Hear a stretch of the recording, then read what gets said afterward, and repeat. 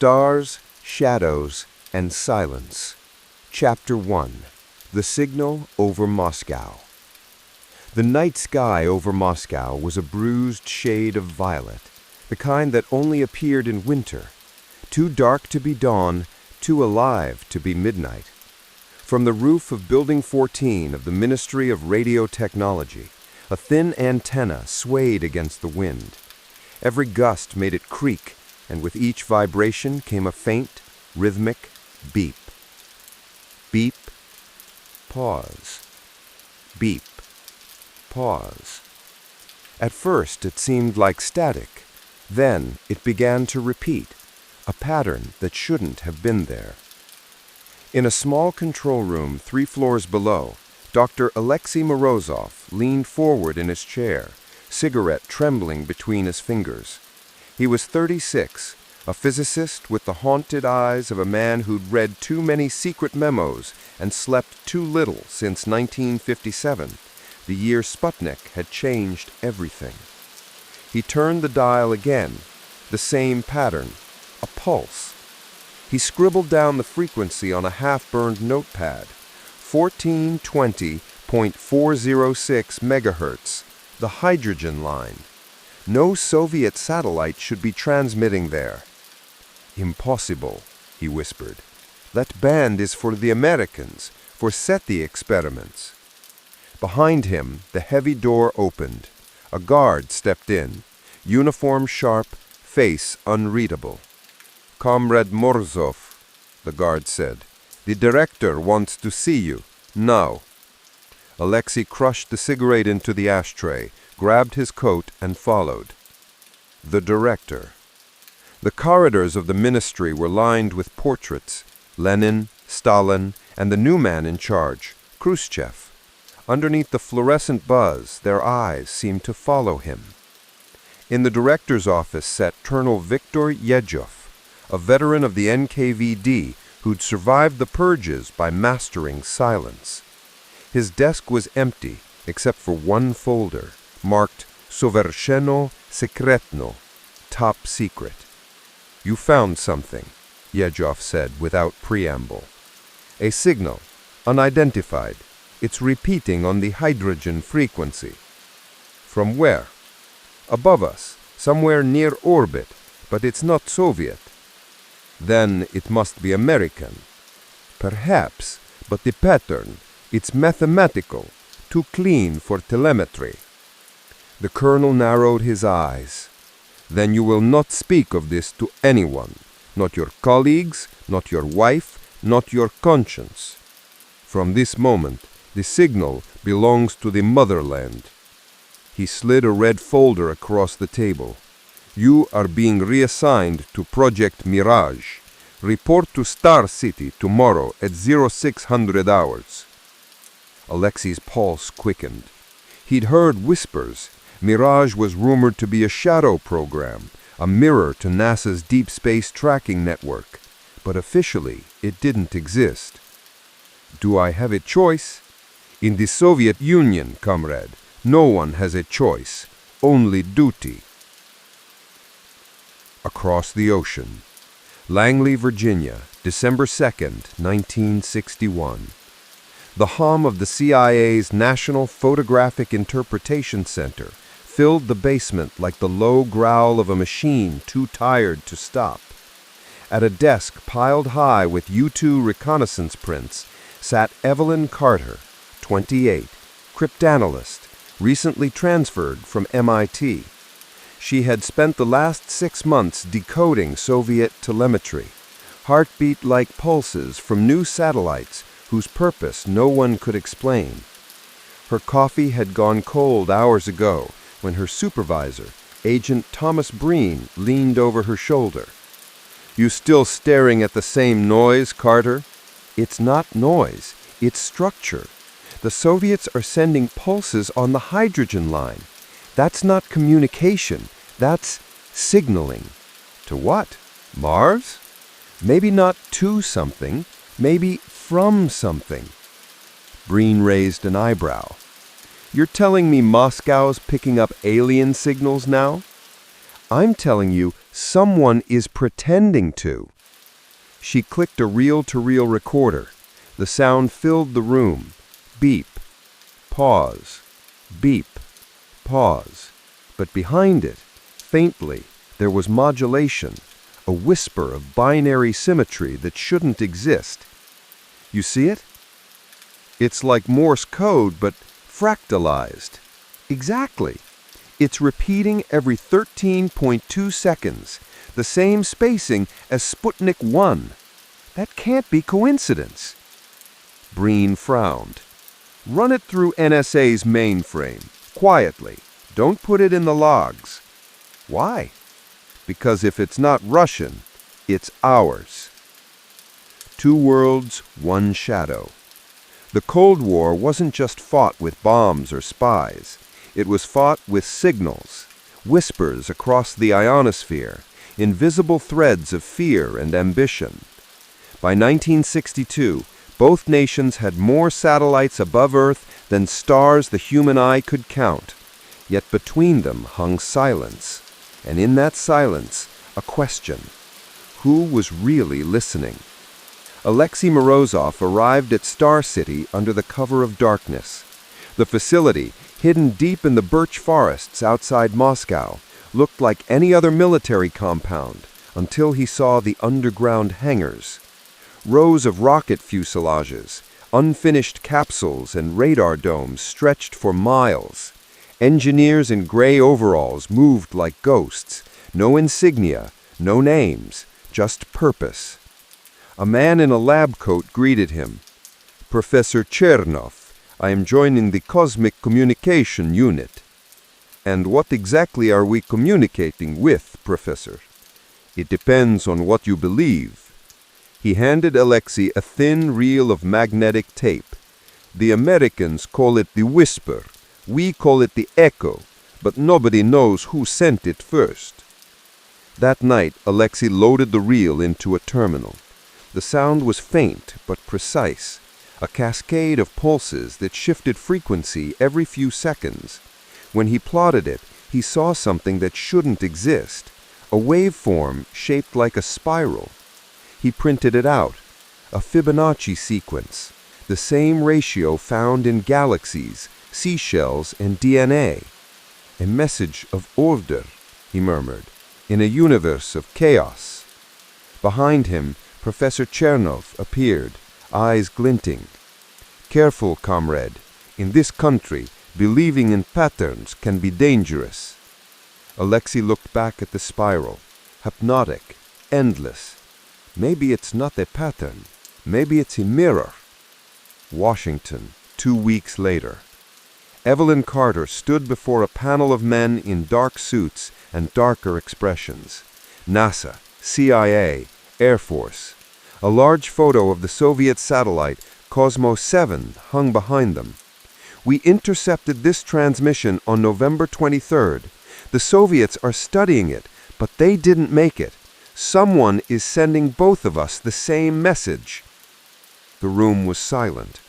Then a voice from the back spoke, gravelly, measured. "Miss Carter, are you suggesting an unknown intelligence is contacting both superpowers?" "I'm saying someone wants us to think that."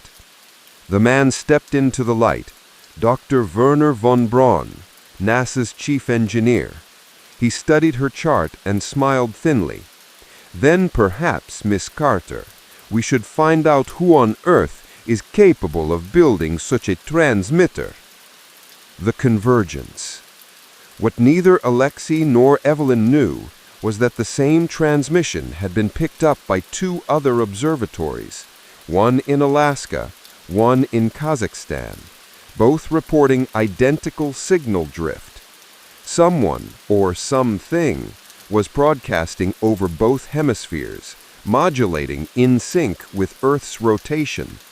And buried inside that spiral waveform was a date, April 12th, 1961, the day Yuri Gagarin became the first man in space. Epilogue of Chapter 1. Alexei stared at the printout until dawn, cigarette smoke curling into the fluorescent haze.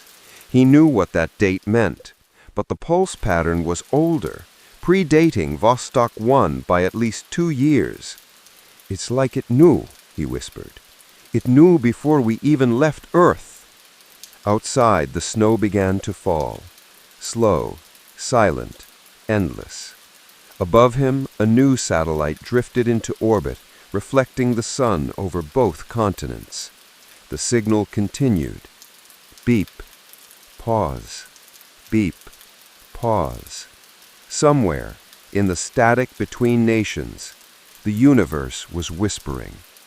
And 2 people, one in Moscow, one in Virginia, were the only ones listening. Chapter 2, Operation Mirage. Star City, USSR, December 1961. The snow outside looked sterile, too clean for a country that lived on secrets. Inside Laboratory 4B, the air smelled of ozone and machine oil. Rows of consoles blinked with green phosphor light, each one connected to a massive reel of tape that turned like a slow heartbeat. Dr. Alexei Morozov stood at the far end, flanked by 2 guards with rifles. On the central screen, the signal played in endless repetition, a spiral of numbers that twisted inward, line by line, until it formed something almost human, like a fingerprint written in mathematics. "Comrade Morozov," said Professor Chernov, "you'll be leading a small analysis team. Physics, linguistics, cryptography. Your task is simple. Decode this." "And if it's American?" Alexei asked quietly. Chernov smiled in a way that wasn't friendly. "Then you'll prove the superiority of Soviet intelligence." He lowered his voice. "But if it's not American, then God help us all." They walked past a glass partition into a chamber sealed from radio interference. Engineers in gray suits were aligning a dish antenna, its parabolic mouth pointed toward the heavens. "We call it Oko," Chernov said, "the eye. It listens across all bands, day and night." "Who else knows about this?" "No one outside this base, not even the Central Committee. Khrushchev thinks it's a communications lab for Vostok missions. Let's keep it that way." Alexei's hand brushed the cold metal of the control console. On one corner, someone had etched a single word in Cyrillic. "Slushai." "Listen." He did. Langley, Virginia, January 3rd, 1962. The CIA basement had no windows and smelled faintly of paper and fear. Evelyn Carter hadn't been home in 3 days. Her desk was cluttered with decoding sheets, cigarette butts, and a single empty coffee mug marked MIT Physics Club, 1958. Agent Thomas Breen entered holding a classified envelope stamped NASA/Top Secret, Eyes Only. "Carter," he said, "we've got clearance from the White House. You're being seconded to a new program, Project Echo. Space telemetry? That's what they'll tell the press. But you'll be working out of Houston. They want you to liaise with von Braun's team.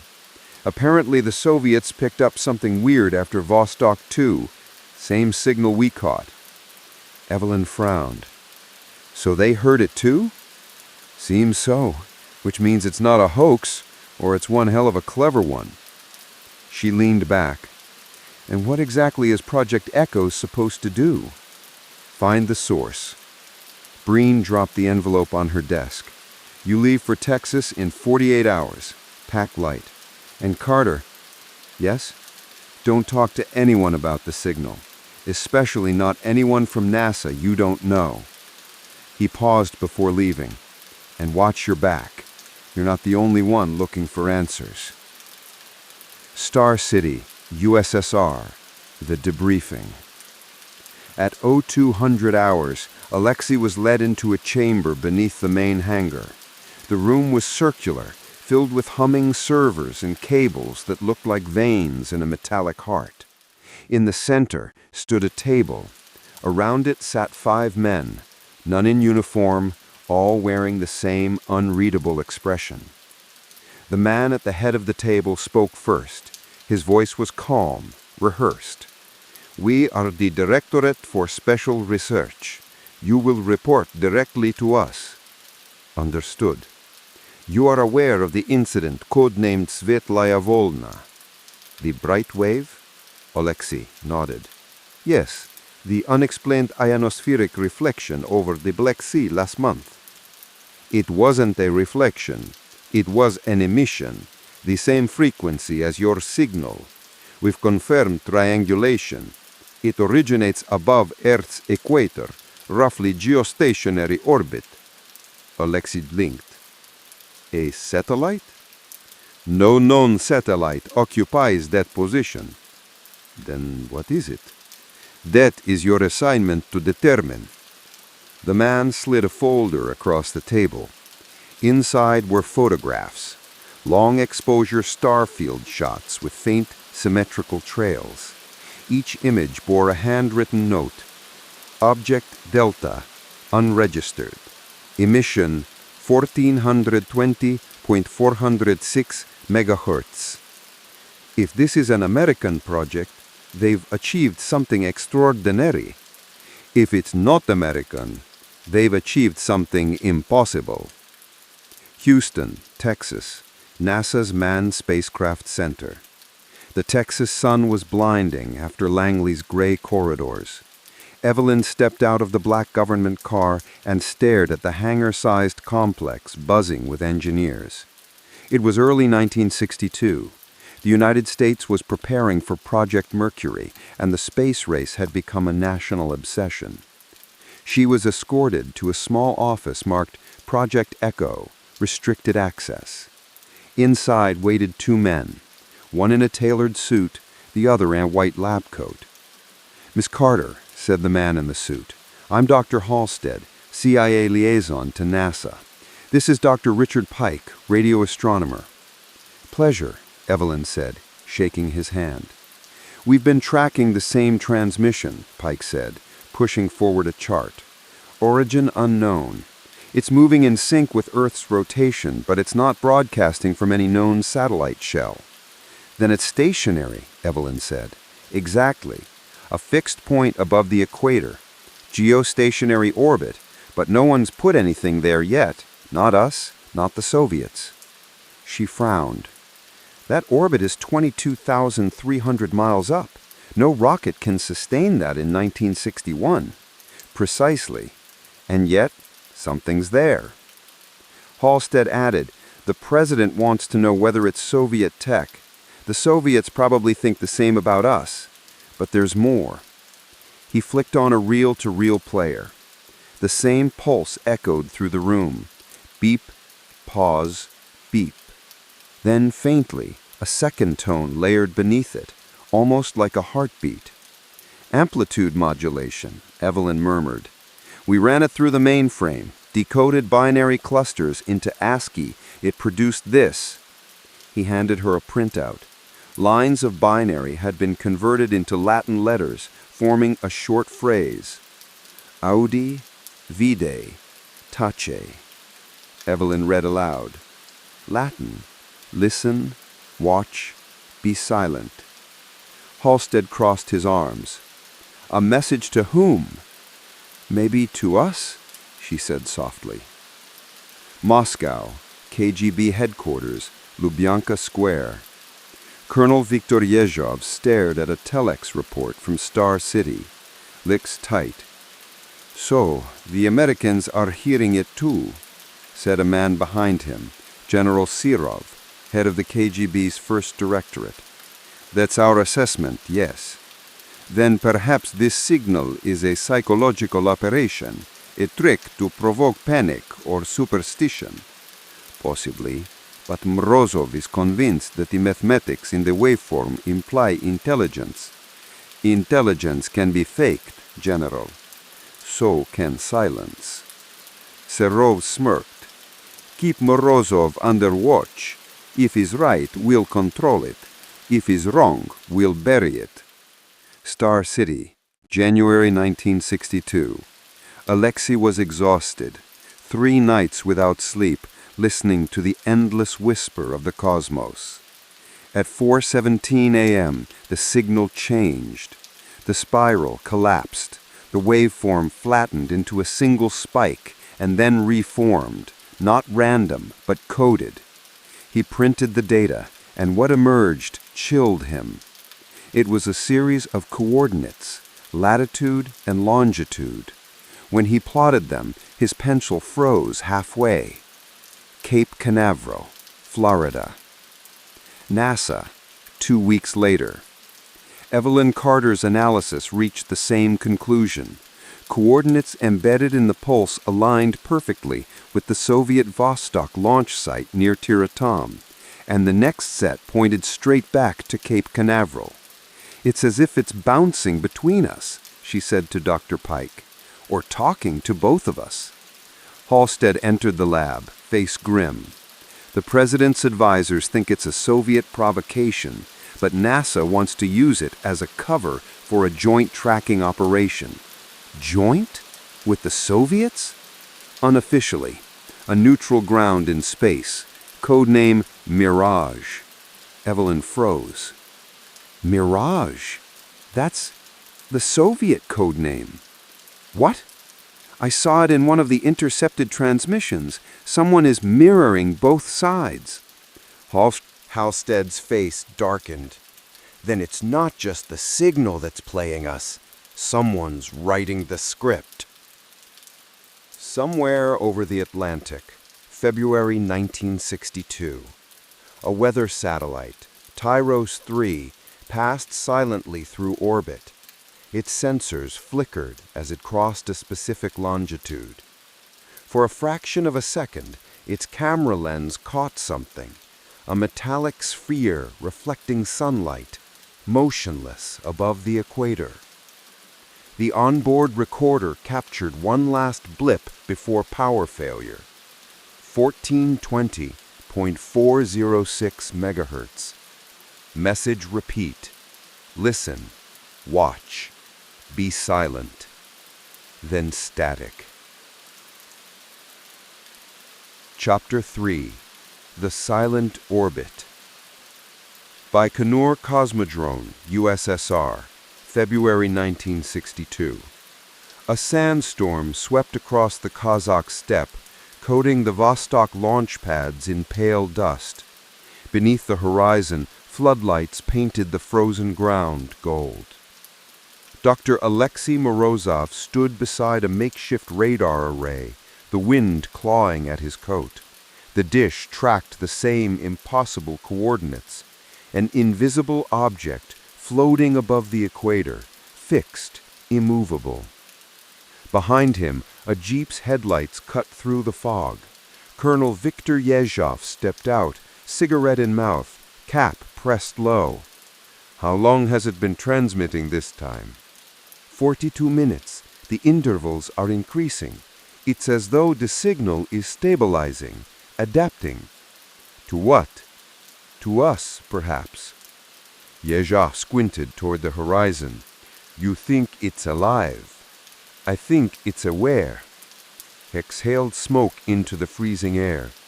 "Careful, Morozov. The last scientist who spoke like that disappeared into the Arctic and never came back." Alexei didn't answer. His eyes were fixed on the radar scope, where the signal pulse danced like a heartbeat, consistent, deliberate, intelligent. NASA Manned Spacecraft Center, Houston, Texas. Evelyn Carter hadn't seen daylight in 3 days. The concrete bunker beneath NASA's main building was off-limits to everyone except a handful of CIA and Air Force liaisons. On the far wall, a projection screen displayed the orbital map of Object Delta, the unidentified sphere. The line of dots marked its transmission windows over the equator.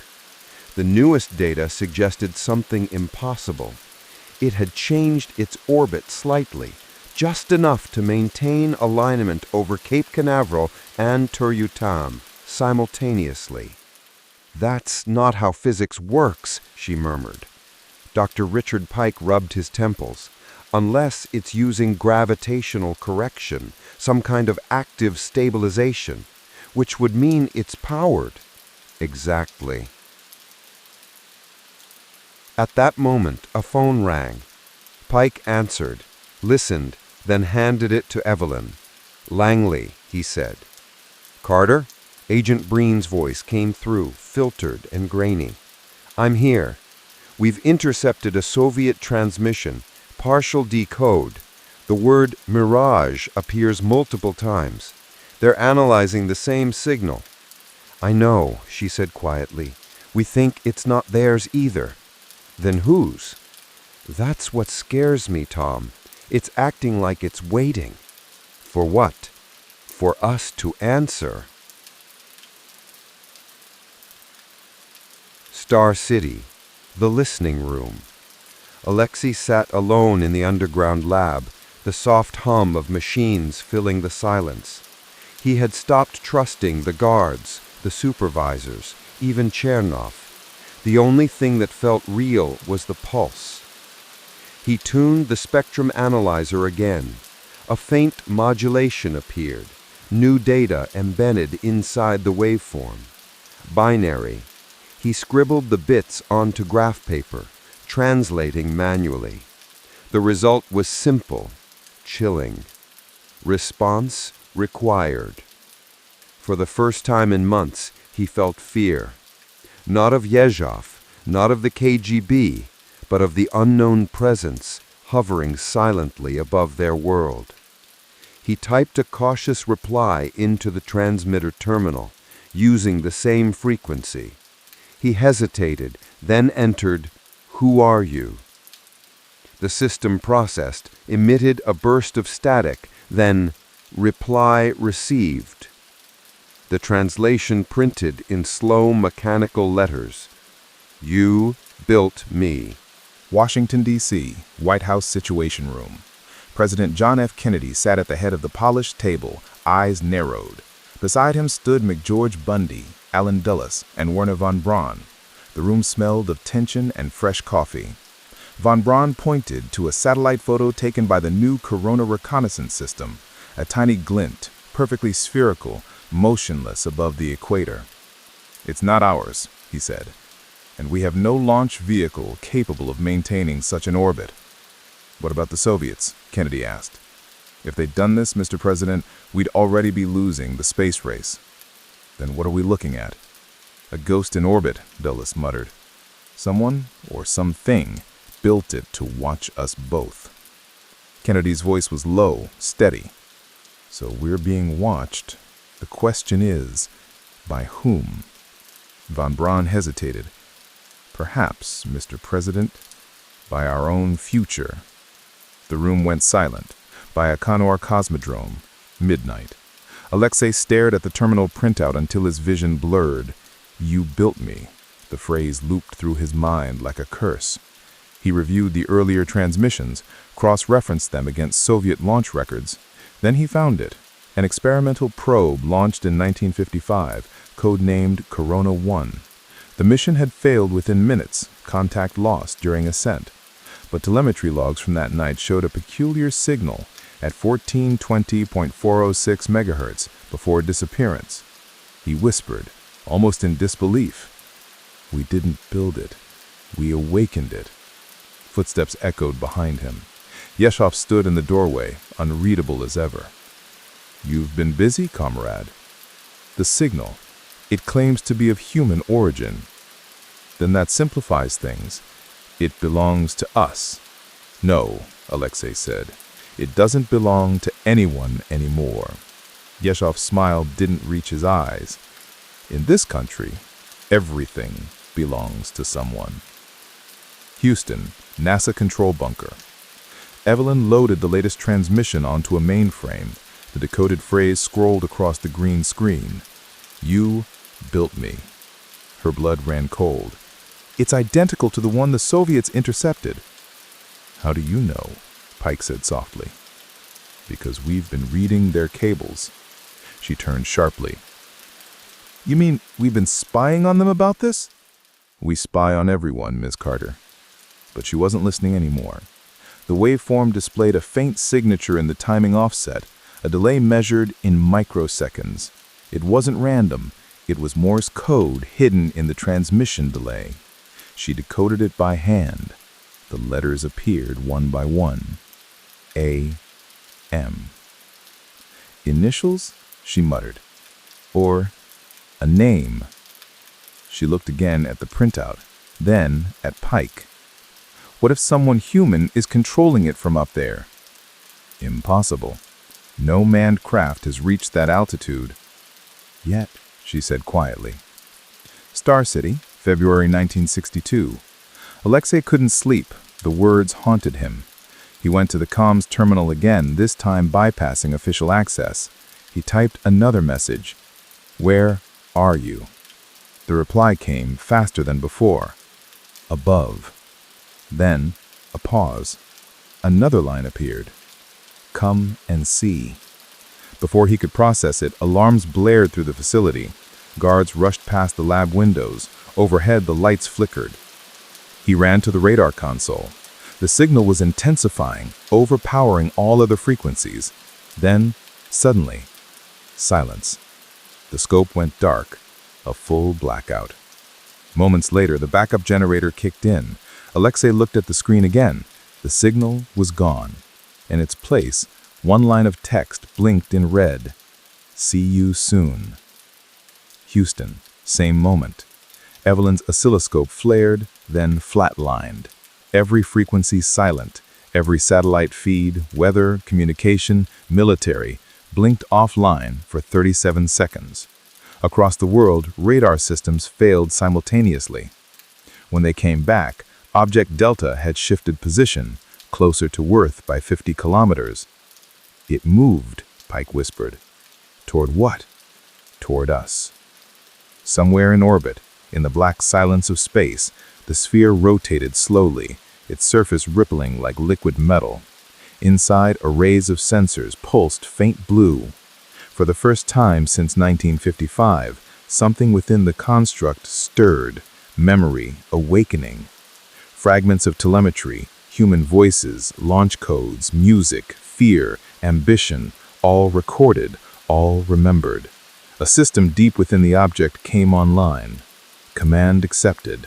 Objective, observe, prepare, respond. Its sensors fixed on Earth. Stars, Shadows, and Silence. Chapter 4.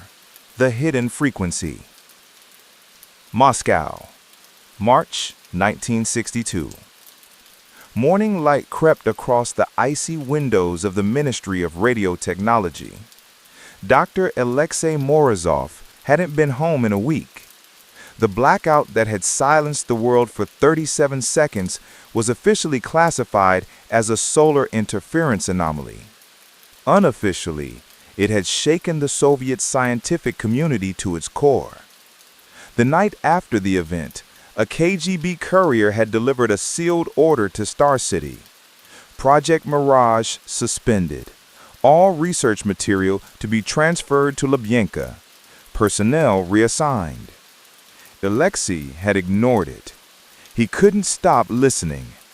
He'd wired a private receiver inside his apartment, cobbled together from leftover radio parts. The authorities had cut his access to the main lab, but not his obsession. At 2:47 a.m., the static whispered again.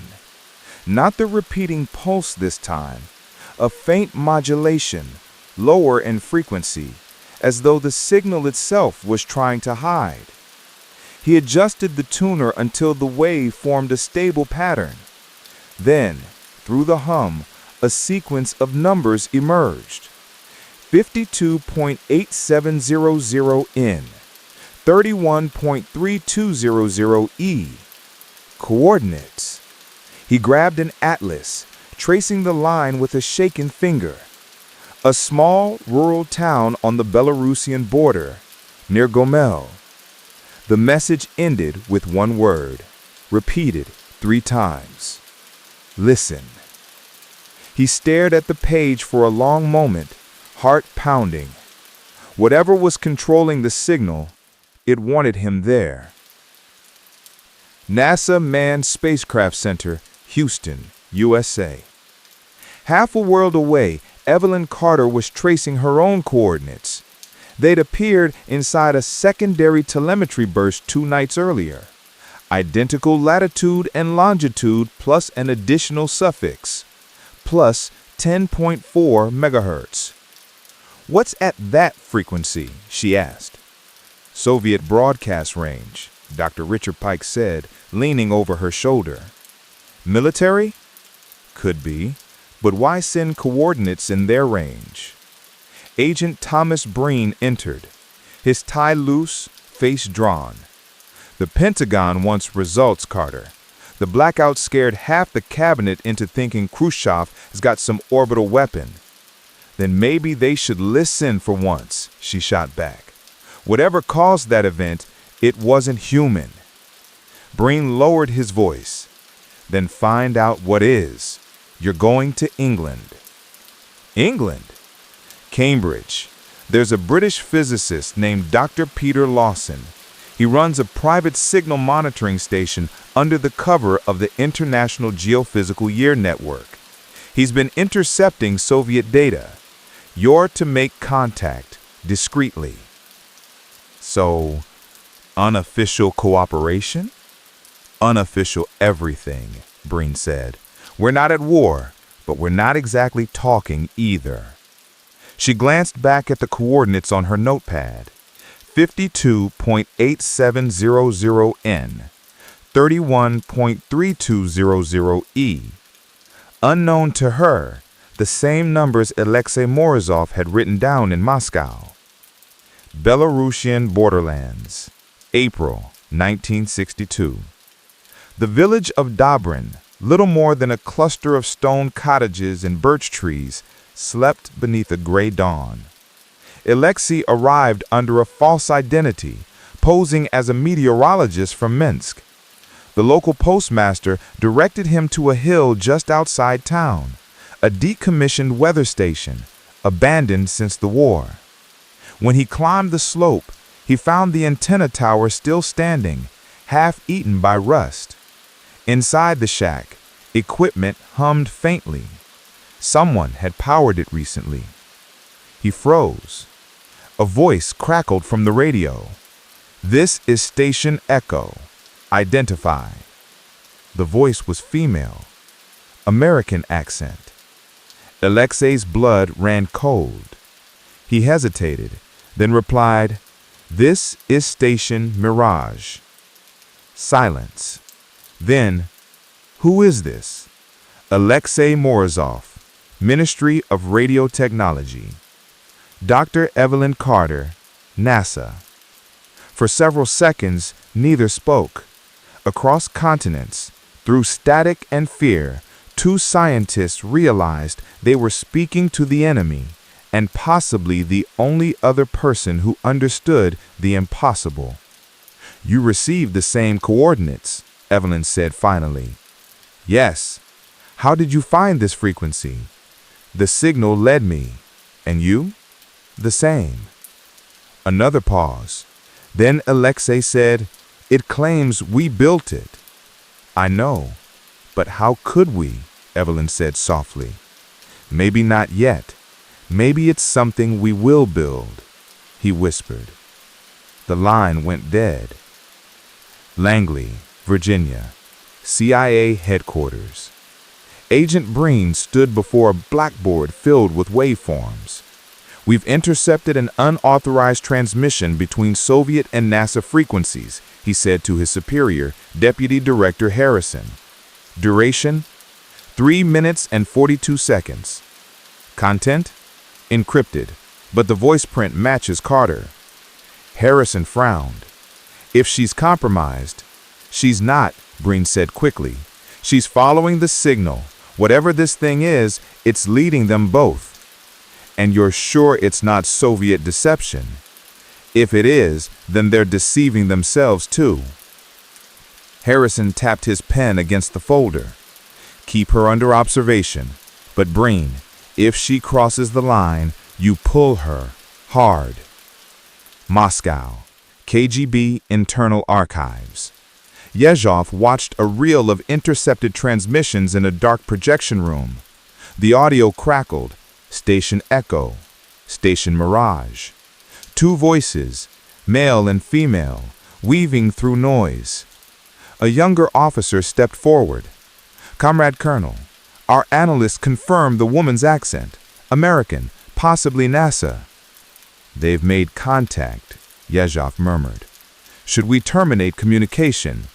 No. Let it continue. Sometimes, comrade, the best way to catch a fish is to let it swim. Cambridge, England, May 1962. The small signal monitoring lab beneath Trinity College was a maze of wires and cigarette smoke. Evelyn and Dr. Lawson worked in silence as rain beat against the window. "You're certain this is real?" Dr. Lawson asked. "I spoke to someone inside the Soviet program," she said. "That's treason. That's science." Dr. Lawson adjusted a dial. A faint tone filled the room. The same 1420 megahertz pulse, now more complex, like two voices layered on top of each other. Evelyn leaned forward. "It's interacting with our transmission." "Meaning answering?" "Yes, but not in Morse, in phase modulation. It's encoding amplitude changes as symbols." They plotted it on graph paper. The result wasn't numbers this time. It was a pattern. A circular diagram, symmetrical, like a schematic. At the center, a date. November 22nd, 1963. Evelyn stared at it. That's like next year. A prediction or a warning? Star City. Same time. Alexei received the same pattern hours later. His oscilloscope drew the same circular design, the same date embedded in frequency drift. He faxed the graph to his secure line at the ministry. Within minutes, Yezhov appeared at his door. "What is this date?" "I don't know." "Is it a code?" "Maybe, or maybe it's something that hasn't happened yet." Yezhov's eyes darkened. "Are you telling me the Americans are sending messages from the future?" "I'm telling you the signal knows time better than we do." Somewhere in orbit, the sphere drifted silently, shimmering faintly against the black. Inside, patterns pulsed across its inner shell, new sequences forming from fragments of human communication, combining into order. It replayed two voices, male and female, then stored them. Its core flickered, initiating phase 2, synchronization, 61%. Washington, late night. Evelyn returned to her hotel, exhausted. She pulled the curtains closed and opened her notebook. A single word stared back at her from the decoded sequence she'd hidden from Lawson. Assassination. Stars, Shadows, and Silence. Chapter 5. Signals of Fate. Washington, D.C., June 1962. Thunder rolled across the Potomac like slow artillery. In a narrow office on the 7th floor of the CIA's old headquarters building, Evelyn Carter sat opposite Agent Thomas Breen, the room dim except for the amber glow of a desk lamp. The air smelled of paper and burnt coffee. A telex machine clicked faintly behind them, feeding out streams of classified chatter. Breen pushed a sheet across the desk. "That's from our liaison in the UK. Lawson's lab went dark last night. Power failure, except every other building in Cambridge still had lights." Evelyn read the message. It was brief, coded. Echo lab compromised. Possible foreign extraction. Her chest tightened. "Alexei?" she asked. "Who?" "Never mind." Breen leaned forward. "You told me about the coordinates, the signal, the predictions. Now it's starting to hit field assets. You realize what that means?" It means we're running out of time. It means you've got 3 days to make sense of that date before Langley pulls the plug. He tapped the printout showing the circular pattern with the embedded numbers, 11.22.63. If this thing's predicting an assassination, the president needs proof, not math. You think I haven't tried? This isn't a code we wrote. It's something trying to teach us. Breen sighed. Then you'd better start learning faster. Star City, USSR, same week. Rain beat against the tin roof of the barracks as Alexei Morozov scribbled calculations in a torn notebook. Yezhov had tightened surveillance. Even Chernov had stopped visiting. Yet the signal continued, pulsing faintly each night like the heartbeat of a distant animal. Alexei no longer heard it through the machines. He felt it, a resonance that seemed to hum behind his eyes. He mapped the date again, November 22, 1963, across orbital positions, lunar cycles, solar flux. None of it matched, until he overlaid the trajectory of object Delta. At that date, time, and position, the sphere would be directly above Dallas, Texas. His pencil froze midair. "It can't know that," he whispered. "It can't know." But deep down, he felt it did. Cape Canaveral, Florida, July 1962. Launch Complex 14 glowed under floodlights. Technicians scurried across gantries as the Mercury Atlas 7 capsule underwent final checks.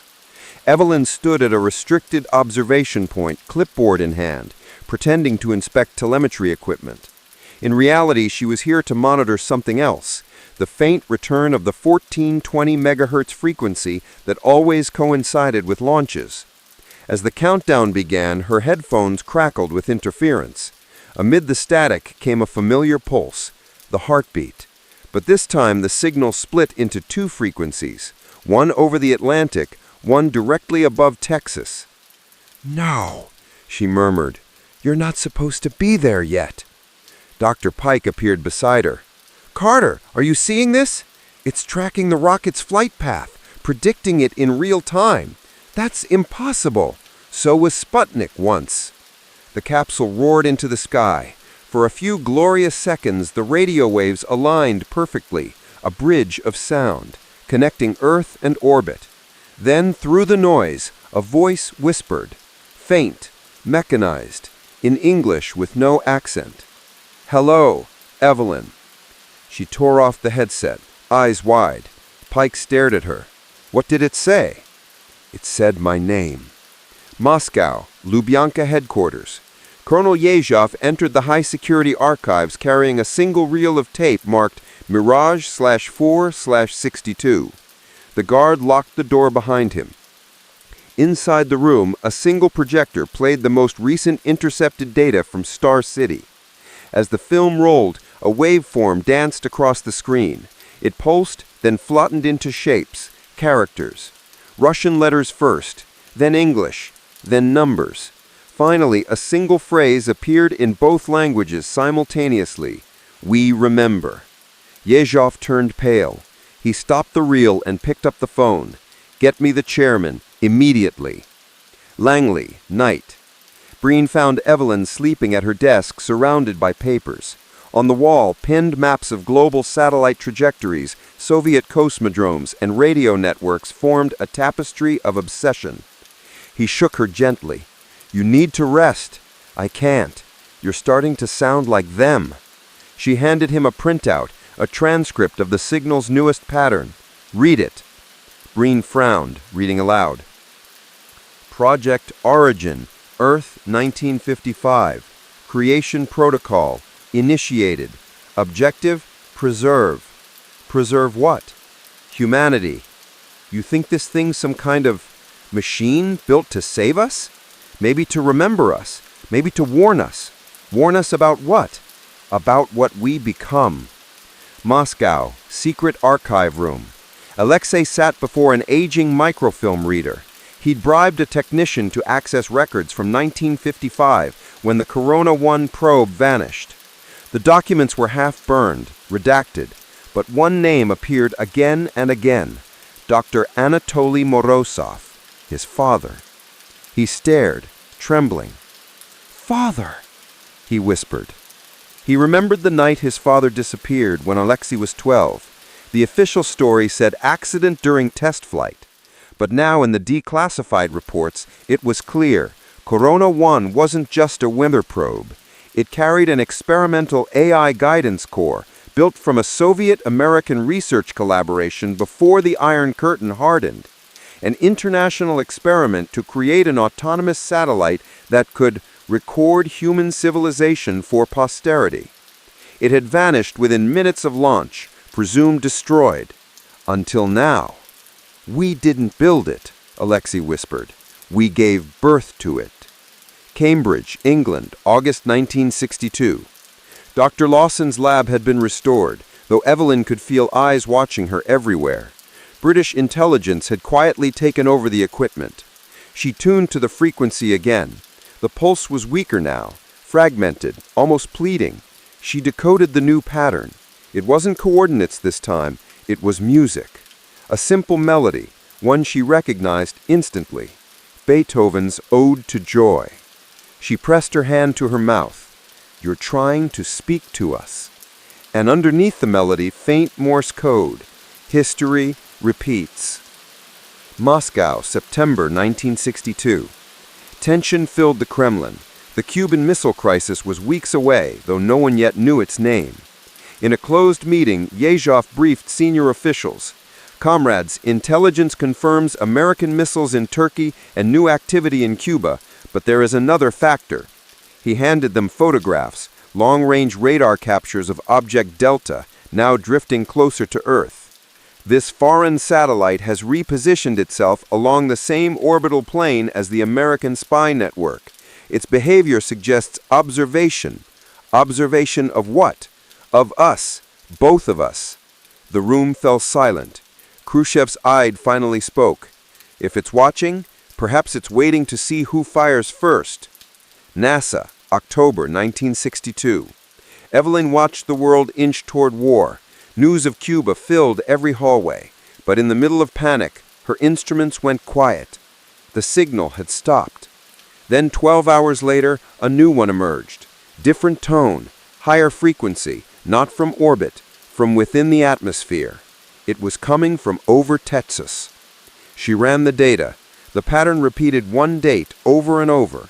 11.22.63, and one phrase, event fixed. Star City, same night. Alexei's instruments detected the same frequency spike. He connected his transmitter and sent the only message he could think of. "Can we change it?" The reply came instantly.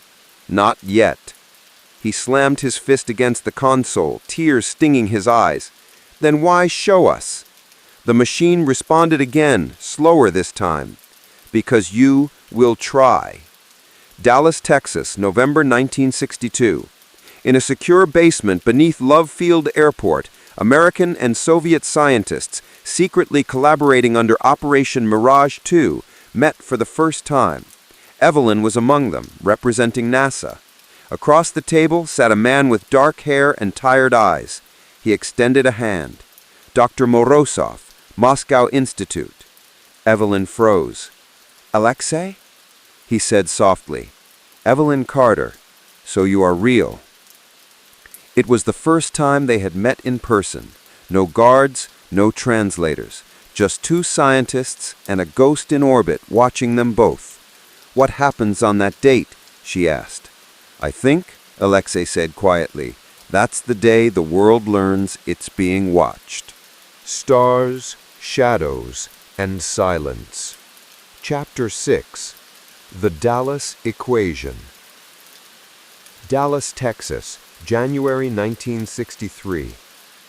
The city was still asleep beneath a gray winter dawn.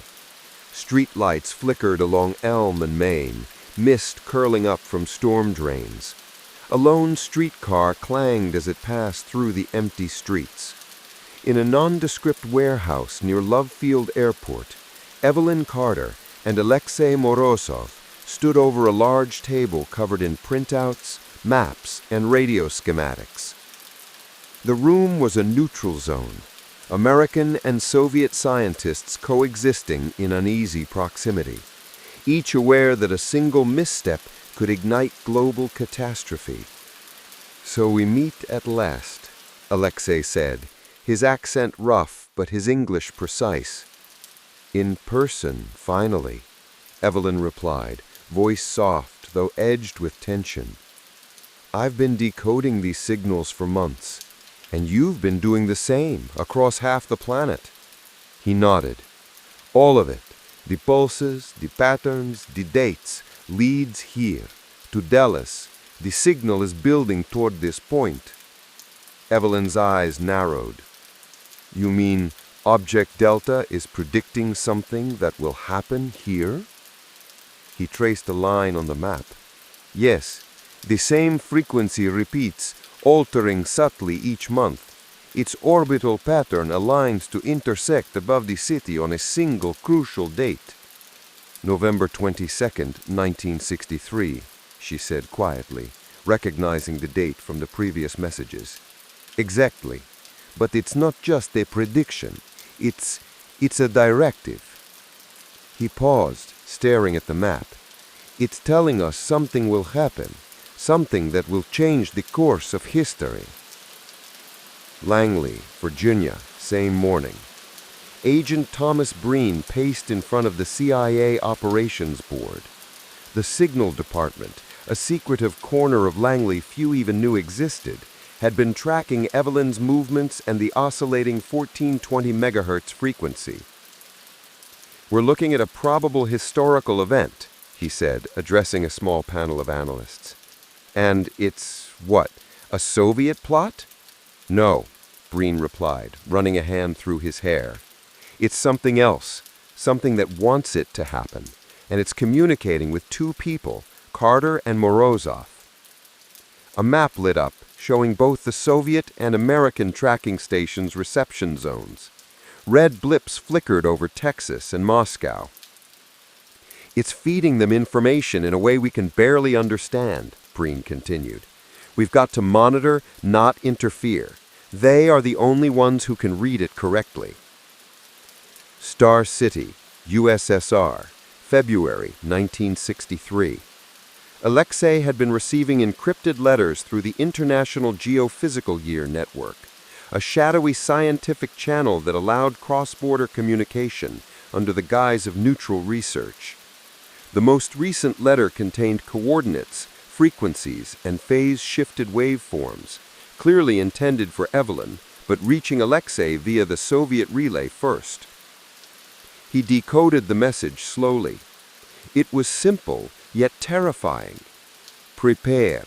Observation point coordinates incoming. Date approaching. Event fixed." Alexei realized that Object Delta was not only observing, it was preparing them. The term event fixed implied an unalterable occurrence. "It's not asking," he whispered to himself. "It's telling us what to see." Cambridge, England, March 1963. Evelyn and Dr. Peter Lawson monitored the signals as they passed through the Atlantic relay. The 1420 MHz pulse was no longer uniform. It modulated in a pattern resembling heartbeat intervals, overlaid with faint audio snippets. When analyzed, the audio contained fragments of human speech, old news broadcasts, announcements, and personal conversations. "It's learning," Evelyn said. "From us?" asked Lawson. "From everyone. Every orbital probe, every transmission. It's building a timeline of humanity, and it's choosing this date to test something." She compared phase offsets between the US and Soviet reception logs. "It's synchronizing data," she murmured, "between us, Alexei and me." Lawson frowned. "You think it knows you're communicating with him?" "Yes, and it wants us to work together." Dallas, April 1963. Alexei and Evelyn arrived independently under cover identities, converging at a modest safe house arranged through the neutral scientific channels. The first meeting was tense. Guards at a nearby CIA outpost monitored them, as did KGB operatives hidden along the outskirts of the city. "You're here early," Evelyn said as Alexei entered, nodding. "The signal led me, and now it's pointing to specific locations in the city." On the table lay maps with small red dots, traffic intersections, government buildings, and a handful of private residences. "What is it marking?" Evelyn asked. "Not random," he said. "Something or someone that will be in exactly the right place at the right time." Evelyn frowned. "You mean a target?" "Yes," Alexei said grimly, "and perhaps an event that can't be prevented, only observed." They realized the implications instantly. Object Delta wasn't just recording history. It was orchestrating a surveillance operation of immense scale, guiding them to bear witness to a crucial moment.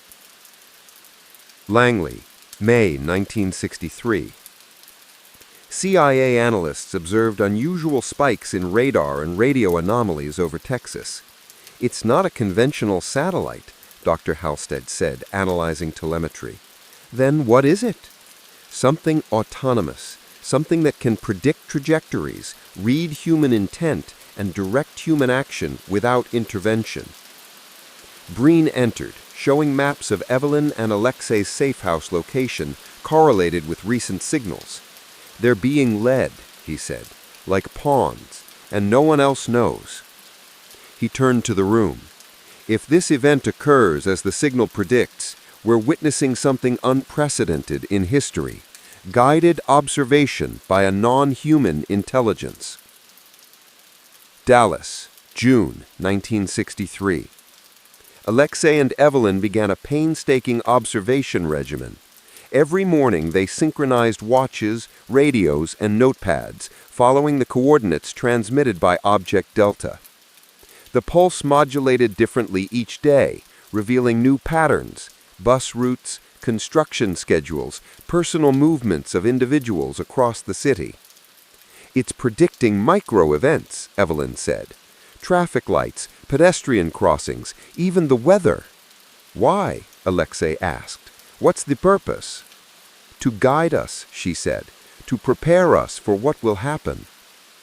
They realized that by following these micro-events, they were being positioned to witness a historical moment, a human tragedy, with perfect alignment. Moscow, July 1963. Yestrov received reports from field operatives in Dallas. "They're in position," the agent said, "following the coordinates precisely." "Keep them under observation," Yestrov said, lips tight. "Do not interfere." He turned to Alexei's dossier. "Whatever this is, it is bigger than the motherland." Orbit. Object Delta. The sphere drifted silently above the equator, sensors flickering. Its algorithms had stabilized. The message loops were nearly complete, data streams from both hemispheres now synchronized. 2 observers, 2 civilizations, 1 fixed event. Command accepted. Objective, observation. Synchronization 100%. A mechanical whisper reverberated through its internal system. "Prepare for witness. Event date 11.2263." And the sphere rotated slowly, aligning its sensors over Dallas. Stars, Shadows, and Silence. Chapter 7. The Convergence. Dallas, Texas, 1963. The autumn sun struggled through a low-hanging cloud cover, casting the streets in a muted gray light. The city hummed with the ordinary chaos of commerce, school traffic, and construction crews, oblivious to the invisible observer above. Inside a modest safe house on a quiet side street, Evelyn Carter sat at a worn wooden table, a grid of maps and radios spread before her. Across from her, Alexei Morozov arranged coordinates on a transparency overlay. They had been tracking the pulse for months, decoding its instructions, following its subtle nudges through city streets, alleys, and buildings. And now they were inching closer to the day the signal had predicted, November 22nd, 1963. "We're approaching critical alignment," Alexei said softly, eyes fixed on the maps. "Critical alignment?" Evelyn echoed. "You mean the event?" Alexei didn't answer immediately. Instead, he pointed at the overlays. Tiny red marks, traced from Object Delta's instructions, highlighted intersections, offices, and a handful of residences across Dallas. The signal isn't just predicting movement, it's arranging observers. It wants us here, in exactly these positions, to witness, to record. Evelyn's pulse quickened. Why us? Alexei leaned back, studying her. Because we are the only ones it trusts to understand. It's teaching us history in real time. A low hum emanated from the radio receiver. Evelyn leaned forward. The 1420 megahertz pulse had returned, subtle, layered, almost musical. "Listen," she whispered. "I am," Alexei said. The signal's modulation shifted again, revealing micro-instructions, bus departures, pedestrian crossings, even subtle details about the weather. The sphere's sensors weren't merely passive, they were orchestrating the city around them with delicate precision. "It's nudging everything into place," Evelyn said, "like a conductor arranging an orchestra. But for what?" Alexei shook his head. "I don't know, but we will find out together." Langley, Virginia, same morning. Agent Thomas Breen studied a grid of Dallas over satellite images and traffic patterns. Evelyn's movements, transmitted through covert CIA tracking, revealed her meticulous obedience to the signal's instructions. "She's not just observing," Breen muttered. "She's being guided, and so is the Russian."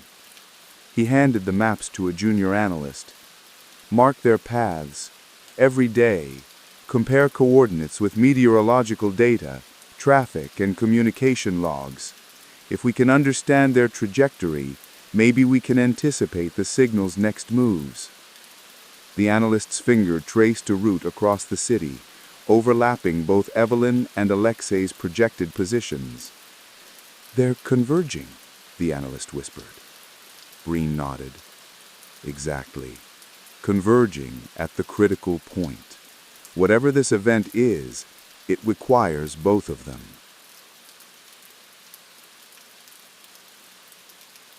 Star City, Moscow, USSR. Alexei had learned to anticipate the signal before it fully transmitted. It pulsed faintly through his private receiver, whispering instructions in phase-shifted tones he had barely begun to decipher. He arranged his safe house to mirror Evelyn's, using a common grid to ensure alignment. At night, he spoke into the encrypted IGY network line. "Evelyn, are you in position?" Her reply crackled through static. "Yes. And you?" "Yes. The convergence is near. The sphere is aware of us." "Then it's watching everything," she whispered. They paused, listening to the hum. For a brief moment, across thousands of miles, two people were linked through an intelligence that neither fully understood. Dallas, October 1963. The city had changed subtly under the influence of the signal. Traffic lights seemed synchronized to their movements. Public events coincidentally mirrored the sphere's predictive patterns.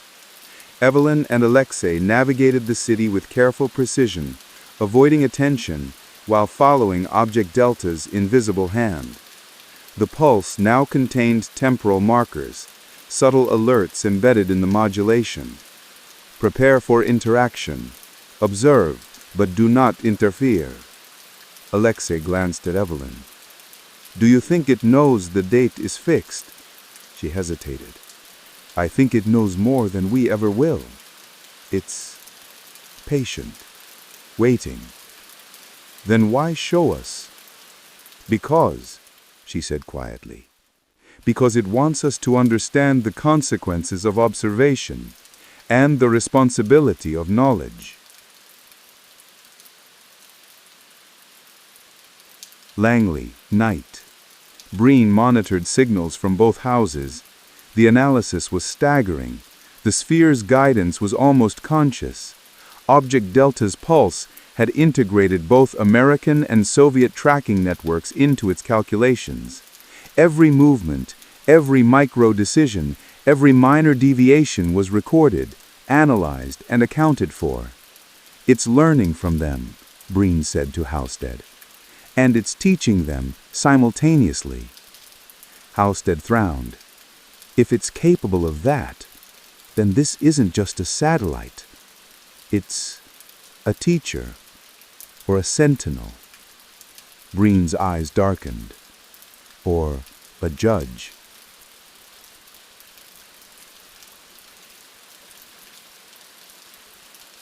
Dallas, early November 1963. Evelyn and Alexei moved through the city almost silently, two ghostly observers. They had never spoken more than a few words outside their encrypted IGY messages. Yet their coordination had become instinctive. One would adjust a position, the other would mirror it, like two pieces moving across a chessboard. "We're aligned," Alexei said, stopping at a quiet corner. "Aligned to what?" Evelyn asked. "The signal. It's preparing us to witness the culmination of everything we've tracked." The pulse vibrated faintly through the receiver. Within it, faint audio fragments from previous transmissions played, human voices, laughter, announcements, weaving together into an eerie auditory tapestry of life itself. "It's showing us everything," Evelyn whispered. "All the events, all the people, all the movements, and we are part of it." "We are," Alexei agreed. "But why us? Why here?" The sphere's pulse shifted one last time, encoding a set of micro-instructions directing them to a single intersection. Both understood instinctively. This was the convergence point. "Everything leads here," Evelyn said. "Yes, and from here, history will unfold."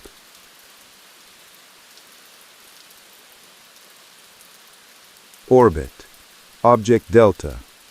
The sphere rotated above the equator, its sensors streaming data. Algorithms processed movement patterns, temporal sequences, and environmental variables. It synchronized its observation protocols for both Evelyn and Alexei.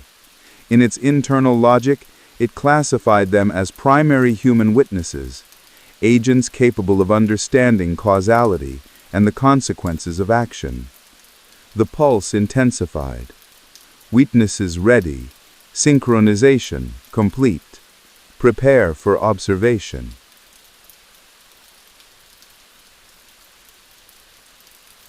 Dallas, November 1st, 1963. Evelyn and Alexei stood side by side for the first time without intermediaries. "This is it," Evelyn said. "Yes," Alexei said quietly. The sphere's pulse throbbed faintly through their portable receivers. "We are being watched," Evelyn murmured. "And watched together," Alexei added. In that moment, they understood. The convergence was not just physical. It was intellectual, emotional, temporal. Two humans positioned by a machine that had learned to manipulate observation itself. "Whatever happens," Evelyn said, "we'll see it, and we'll understand it." "Together," Alexei confirmed. And above them, Object Delta continued its silent vigil, its sensors fixed, its purpose clear: to guide, to teach, and to witness the unfolding of history. Stars, Shadows, and Silence. Chapter 8. Countdown to Observation. Dallas, Texas, early November 1963. The city had shifted subtly under the invisible hand of Object Delta. Traffic signals seemed almost prescient, guiding vehicles to clear paths moments before Evelyn or Alexei reached intersections. Construction crews followed schedules that allowed the observers uninterrupted sight lines, and even the timing of local news broadcasts seemed aligned with their mission. Evelyn and Alexei moved through Dallas with meticulous care, aware that every micro-movement, every glance, and every footstep was being orchestrated, not by human hands, but by an intelligence in orbit, a sentinel that had watched humanity for nearly a decade. "It's like the city itself is alive," Evelyn said softly, adjusting her portable receiver. "Everything we need is being nudged into place." Alexei studied the map overlay again, tracing red dots marking crucial observation points across the city. Each location had been encoded in Object Delta's transmissions for weeks. "The sphere isn't just showing us events," he murmured. "It's positioning us to witness them perfectly. It's arranging history." Langley, Virginia, November 1963. Agent Thomas Breen monitored a small command room filled with the latest satellite images and encrypted radio logs. Every spike, every signal fluctuation from Dallas aligned with the paths Evelyn and Alexei were taking. "The observers are converging," Breen said, pointing to the mapped trajectories. "The sphere is coordinating two humans across continents. It's teaching them, but also testing them." A junior analyst frowned. "Testing? How?" "By responsibility," Breen replied. "They are being prepared to witness an event that cannot be altered, and we're watching it unfold." Dallas, November 10th, 1963. Evelyn and Alexei had synchronized their schedules within minutes. Each day they reviewed the signal's instructions, micro-adjustments in route, street corners to avoid, vantage points to observe, subtle weather changes to account for. The pulse now carried micro-audio cues, voices, snippets of conversation, city sounds, all encoded to reinforce the sphere's instructions. "It's like a conductor," Evelyn said quietly, adjusting her notebook. "Every sound, every movement is part of a symphony, and we're the audience and the instruments." Alexei nodded. "It's teaching us responsibility, not just to watch, but to understand. Every decision, every glance we take will be recorded in the sphere's memory. We are witnesses and participants simultaneously." "And yet we cannot interfere," Evelyn whispered. "Exactly," Alexei said. "Observation only. Understanding only. Action is forbidden." Star City, USSR, November 1963. Alexei had been receiving encrypted messages from the International Geophysical Year Network, which he now understood to be a secret communication channel orchestrated by the sphere itself. Each message contained precise instructions for positioning, aligning their observations, and syncing with Evelyn's activities without revealing his presence to local authorities. The pulse now indicated a countdown, subtle, almost imperceptible. Phase shifts in the signal corresponded to days remaining before November 22nd, 1963, the event Object Delta had encoded months prior. "It's counting down," Alexei whispered to himself, "preparing us for something monumental, something fixed." He realized the sphere had turned observation into a coordinated mission across two superpowers, a convergence of human and non-human intelligence. Cambridge, England, November 12, 1963. Dr. Peter Lawson worked alongside Evelyn, monitoring fluctuations in the pulse and ensuring that her portable receiver could decode the evolving phase patterns. "The sphere is refining its instructions," he said. "It's anticipating your decisions, your movements. Every day it grows more precise." Evelyn frowned. "It's almost personal, like it knows what I'm thinking." Lawson nodded. "It's integrating human cognition into its protocols. It's no longer just observing history. It's guiding it, indirectly." Evelyn glanced at the encoded countdown displayed on her equipment. 10 days, she said softly. 10 days until it tells us everything, or shows us everything. Dallas, November 15, 1963. The city felt tense. The pulse now carried micro-instructions for both Evelyn and Alexei, which intersections to occupy, how to avoid drawing attention, and where to position themselves for optimal observation. They met briefly in the shadows of a quiet alley, unspoken understanding passing between them. "We're nearly there," Alexei said, his breath visible in the chilly morning air. "I can feel it. Every moment is orchestrated. The city, the people, even the wind." "Do you think we'll understand when the event occurs?" "We must," she said. "That's the point. Observation without comprehension is meaningless." Langley, November 16, 1963. Breen continued monitoring both safe houses, watching signals spike and decay, fluctuating like a heartbeat. Analysts noted correlations between the sphere's guidance and human activity. "It's like a living system," Breen murmured. "A satellite that can reason, anticipate, and coordinate, and it's using two humans as its primary instruments of observation." A map showed Evelyn and Alexei converging daily on adjacent coordinates, though they still did not meet face to face. "The countdown is nearly complete," Breen said, "and when it reaches 0, we will witness something unprecedented." Dallas, November 20th, 1963. 2 days before the predicted event, Evelyn and Alexei arrived independently at the same vantage point, unaware the other was already observing. From their elevated positions, they could see the flow of traffic, the patterns of pedestrians, the subtle orchestration of daily life.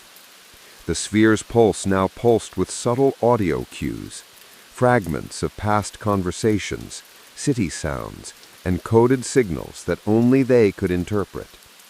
"It's preparing us," Evelyn whispered, sensing Alexei's presence nearby without seeing him. "We are ready," Alexei murmured quietly to himself. "Whatever comes, we will understand it."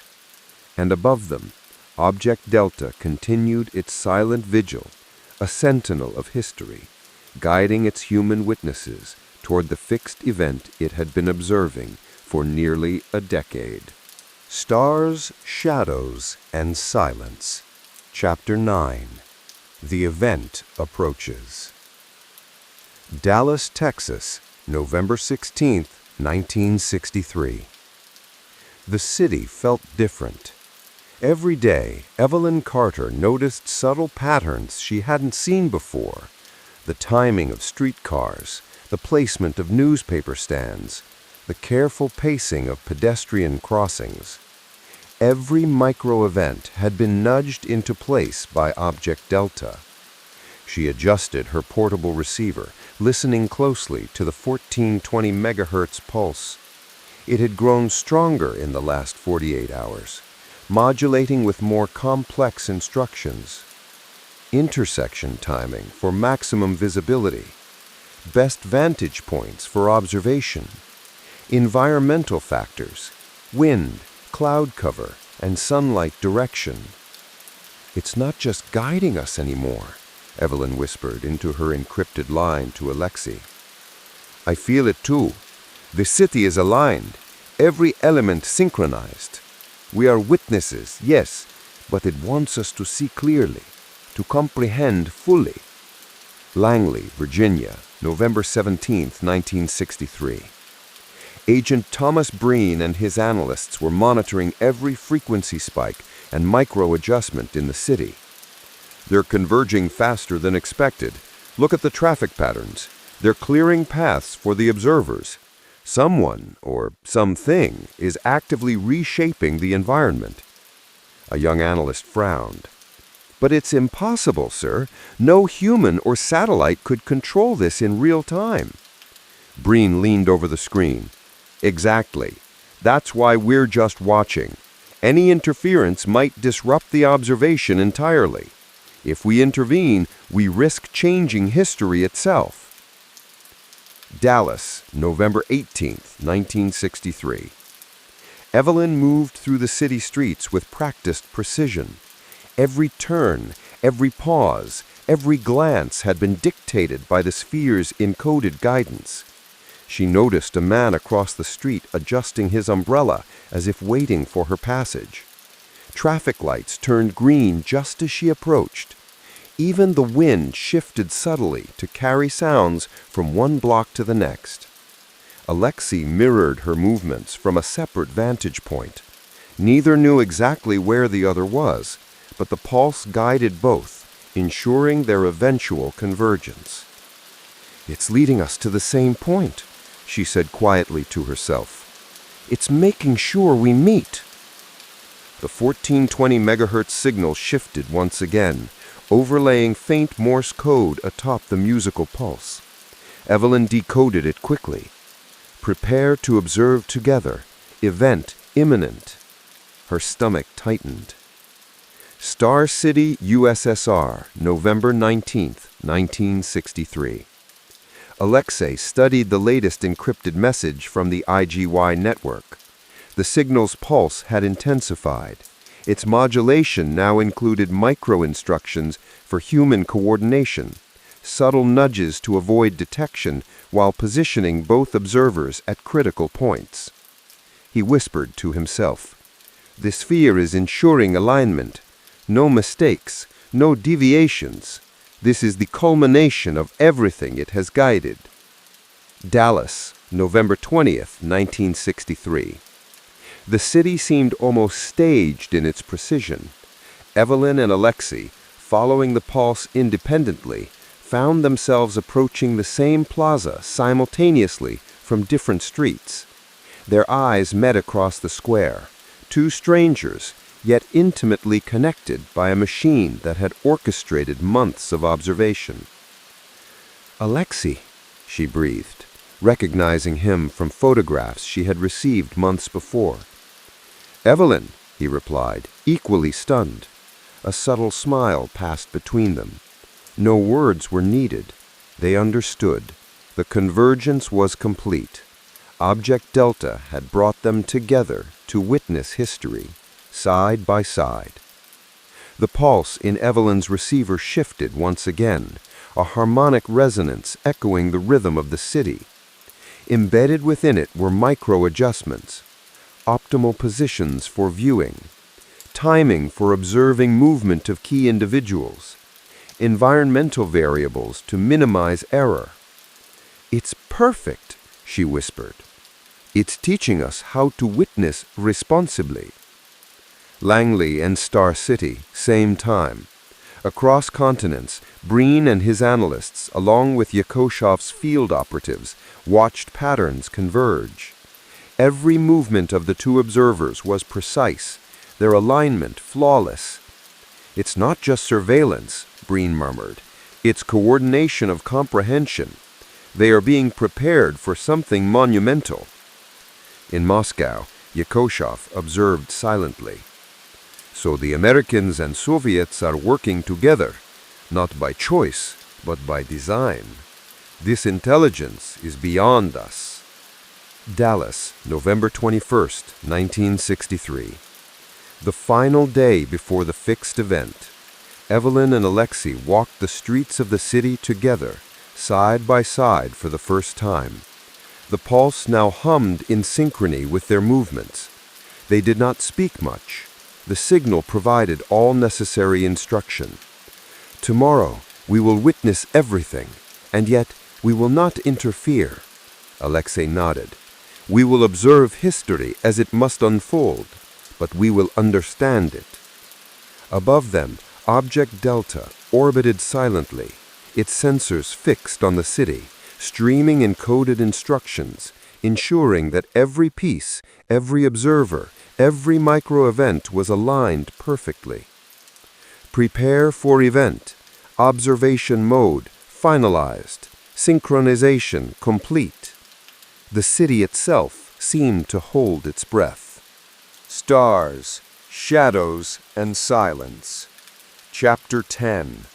The Witnessing.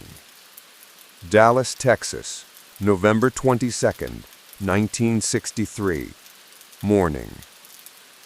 The city stirred with ordinary life. Newspapers were delivered. School children walked in pairs. Streetcars clanged, and the hum of early traffic filled the air. Yet for Evelyn Carter and Alexei Morozov, every detail was magnified, every micro-movement observed through the guidance of Object Delta. From their respective vantage points, now side by side atop a quiet plaza near Elm Street, the pulse of 1420 megahertz hummed faintly in the receivers strapped to their chests. The modulation was subtle, almost musical, but they could decode its precise instructions without difficulty. "This is it," Evelyn whispered, glancing at the crowd. "The culmination," Alexei replied, his hand brushing against the railing. They watched as the city arranged itself around the sphere's invisible choreography. Traffic lights shifted with exact precision, clearing streets for the approaching motorcade. Pedestrians paused or adjusted their steps, subtly guided by cues embedded in ambient signals. Every element of the environment was aligned, every detail prearranged. The sphere's guidance had been flawless. Langley, Virginia, simultaneously. Agent Thomas Breen and his team monitored encrypted signals and satellite overlays. "They are in position," Breen murmured. "Both observers perfectly synchronized. Object Delta has orchestrated everything."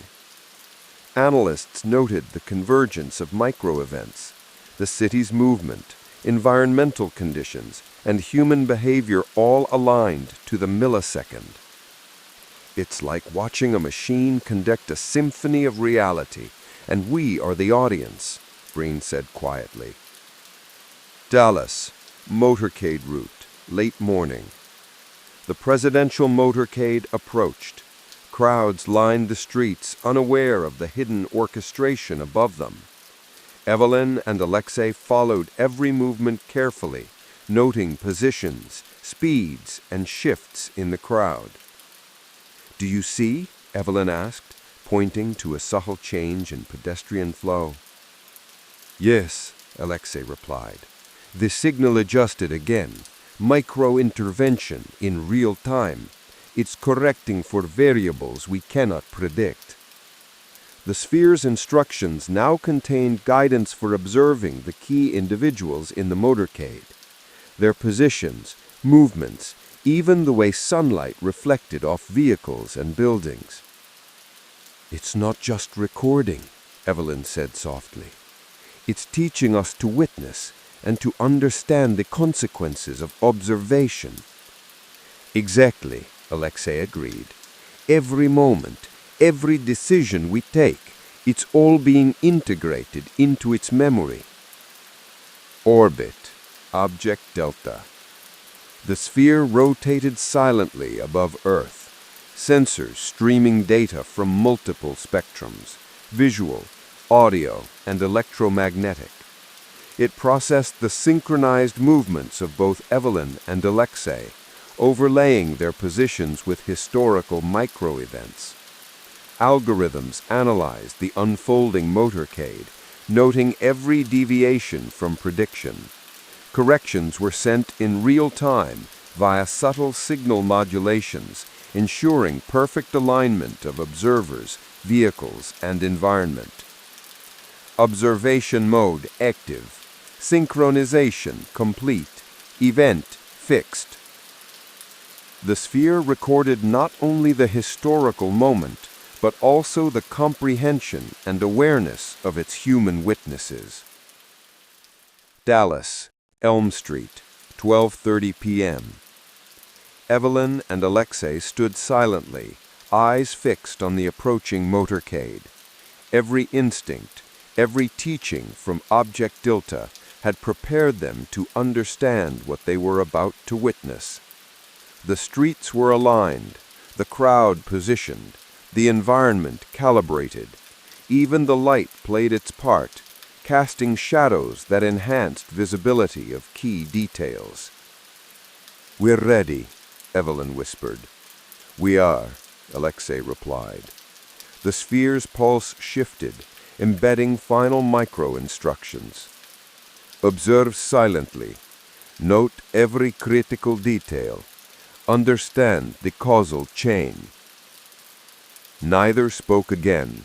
The city, the people, and history itself moved forward under the sphere's orchestration. Witnesses positioned, event executing, record all data. And above them, orbiting silently, Object Delta continued its vigil, capturing not just an event, but the conscious comprehension of the two humans it had guided across continents, through months of preparation, and into the most consequential hours of their lives. Stars, Shadows, and Silence. Chapter 12. Echoes in History. Dallas, Texas, December 1963.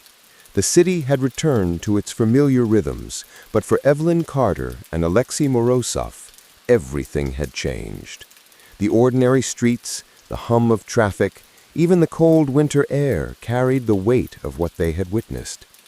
Evelyn walked along Main Street, notebook in hand, recording her observations. Unlike her earlier meticulous logs of pulse modulations and coordinates, these notes were more personal, thoughts, emotions, reflections. She paused to watch a streetcar glide past. Its timing, mundane to most, now seemed almost deliberate, as if the city itself had been subtly choreographed. "The sphere hasn't stopped," she murmured, sensing faint residual pulses in her portable receiver.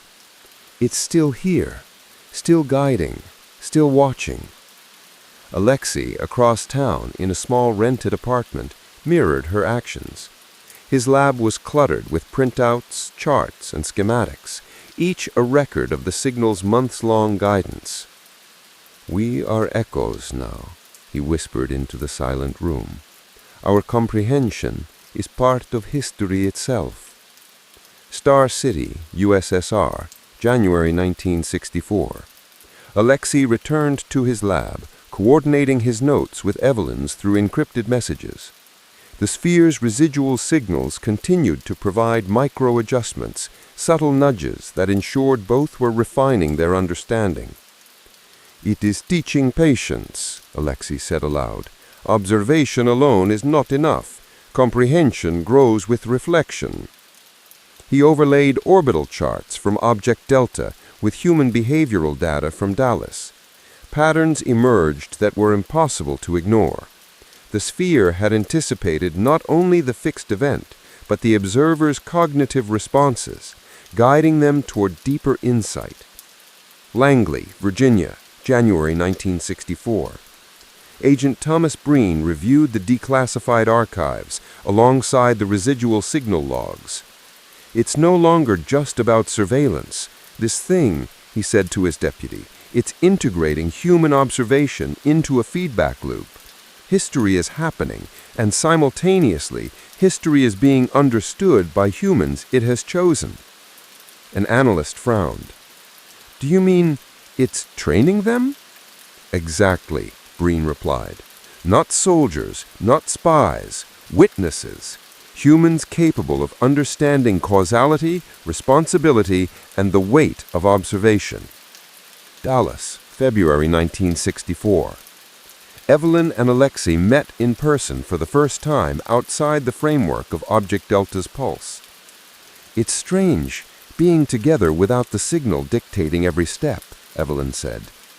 "Yes," Alexei agreed, "and yet I can still sense its presence, guiding subtly, not telling us what to do, but reminding us to see clearly."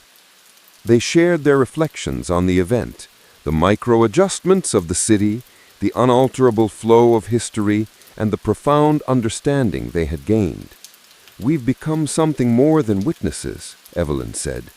"And perhaps that is the sphere's purpose, to teach that observation carries responsibility, that comprehension shapes the future, even without interference." Orbit, Object Delta.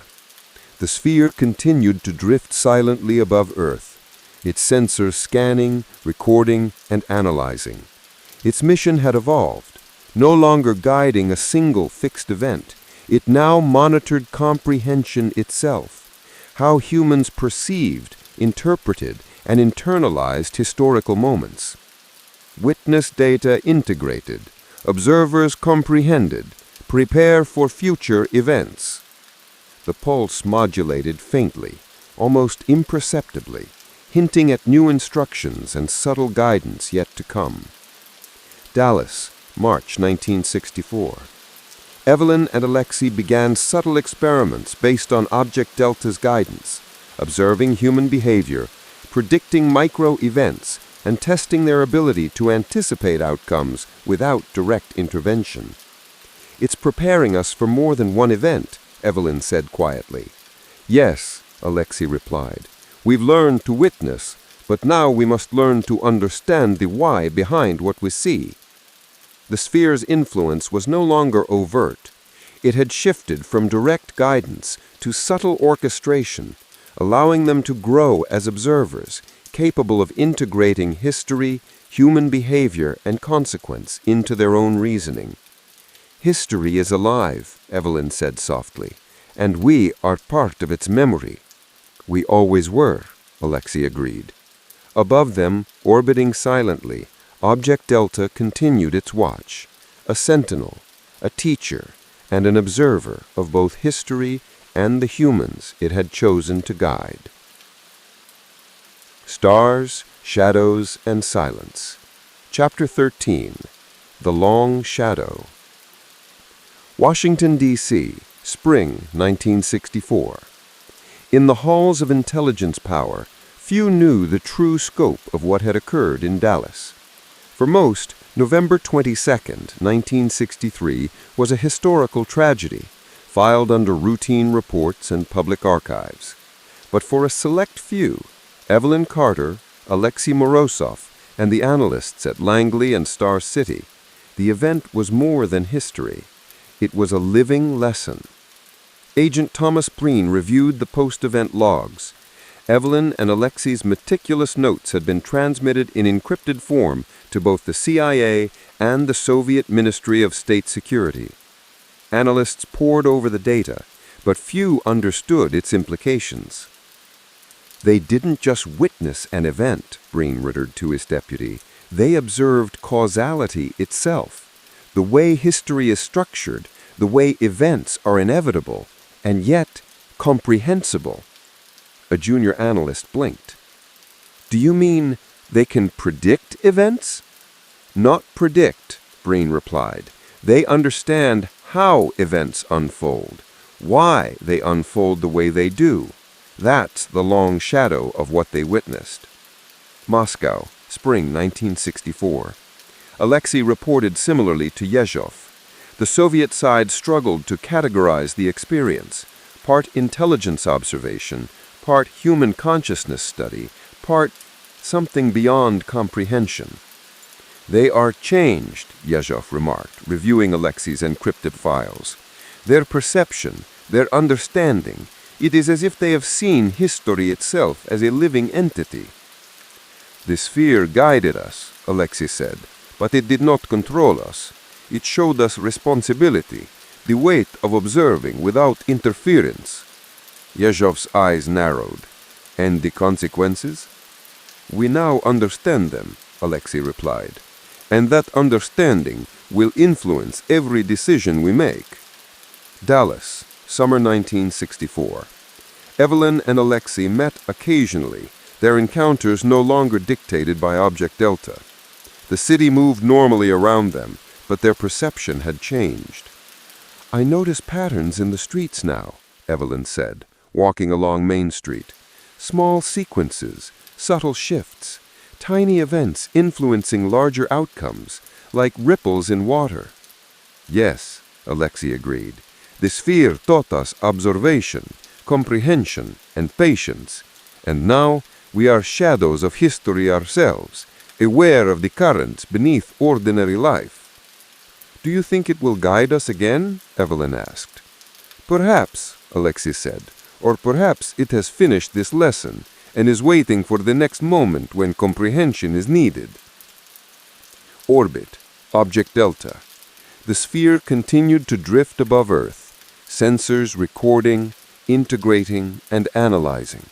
Its mission had expanded, no longer focused solely on fixed events. It now monitored comprehension itself, how humans perceived, interpreted, and internalized historical moments. Witness data integrated, observers comprehended, prepare for future events. The pulse modulated faintly, almost imperceptibly, hinting at new instructions and subtle guidance yet to come. Dallas, March 1964. Evelyn and Alexei sat quietly in a small cafe, reviewing notes from the previous months. They had grown accustomed to the subtle hum of Object Delta's residual pulse, almost imperceptible, a reminder that their observation had been recorded, integrated, and remembered. Do you ever feel the weight? Evelyn asked. Every day, Alexei replied, but understanding carries weight, and now we are better for it. Do you think others will ever know? She asked. Perhaps one day, he said, but comprehension is not about recognition. It is about responsibility, insight, and memory. They raised their cups, silently acknowledging the long shadow of history, a shadow shaped not by the event itself, but by their comprehension, guided by an intelligence beyond human understanding. Chapter 14. Threads of Destiny.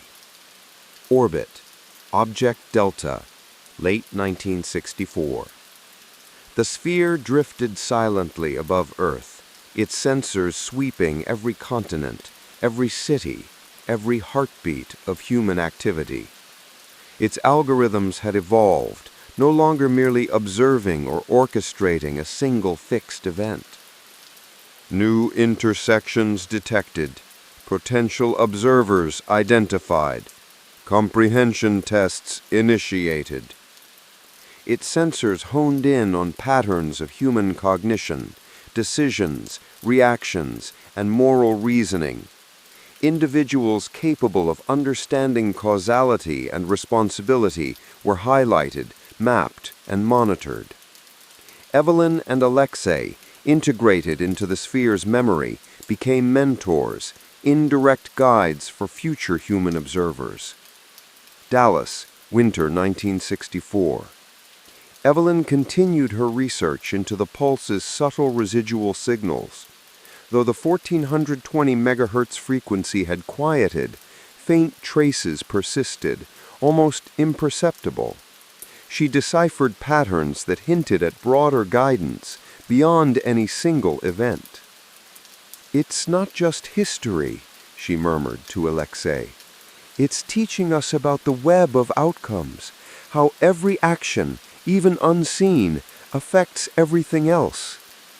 Alexei studied his own notes, overlaying them with orbital calculations and historical timelines. "Threads of destiny," he said softly. "It's preparing us, and others like us, guiding human comprehension toward understanding consequences before events even unfold." Langley, Virginia, winter 1964.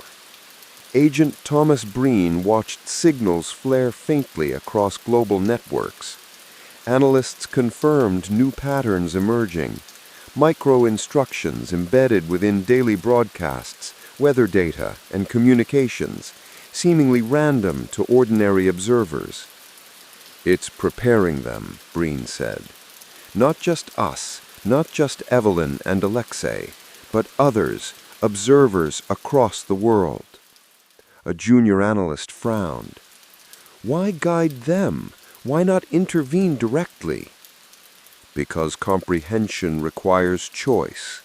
Observation without understanding is meaningless. The sphere doesn't just record history, it teaches humans how to perceive and interpret it responsibly." Moscow, winter 1964. Alexei's colleagues noticed subtle shifts in his behavior and cognition.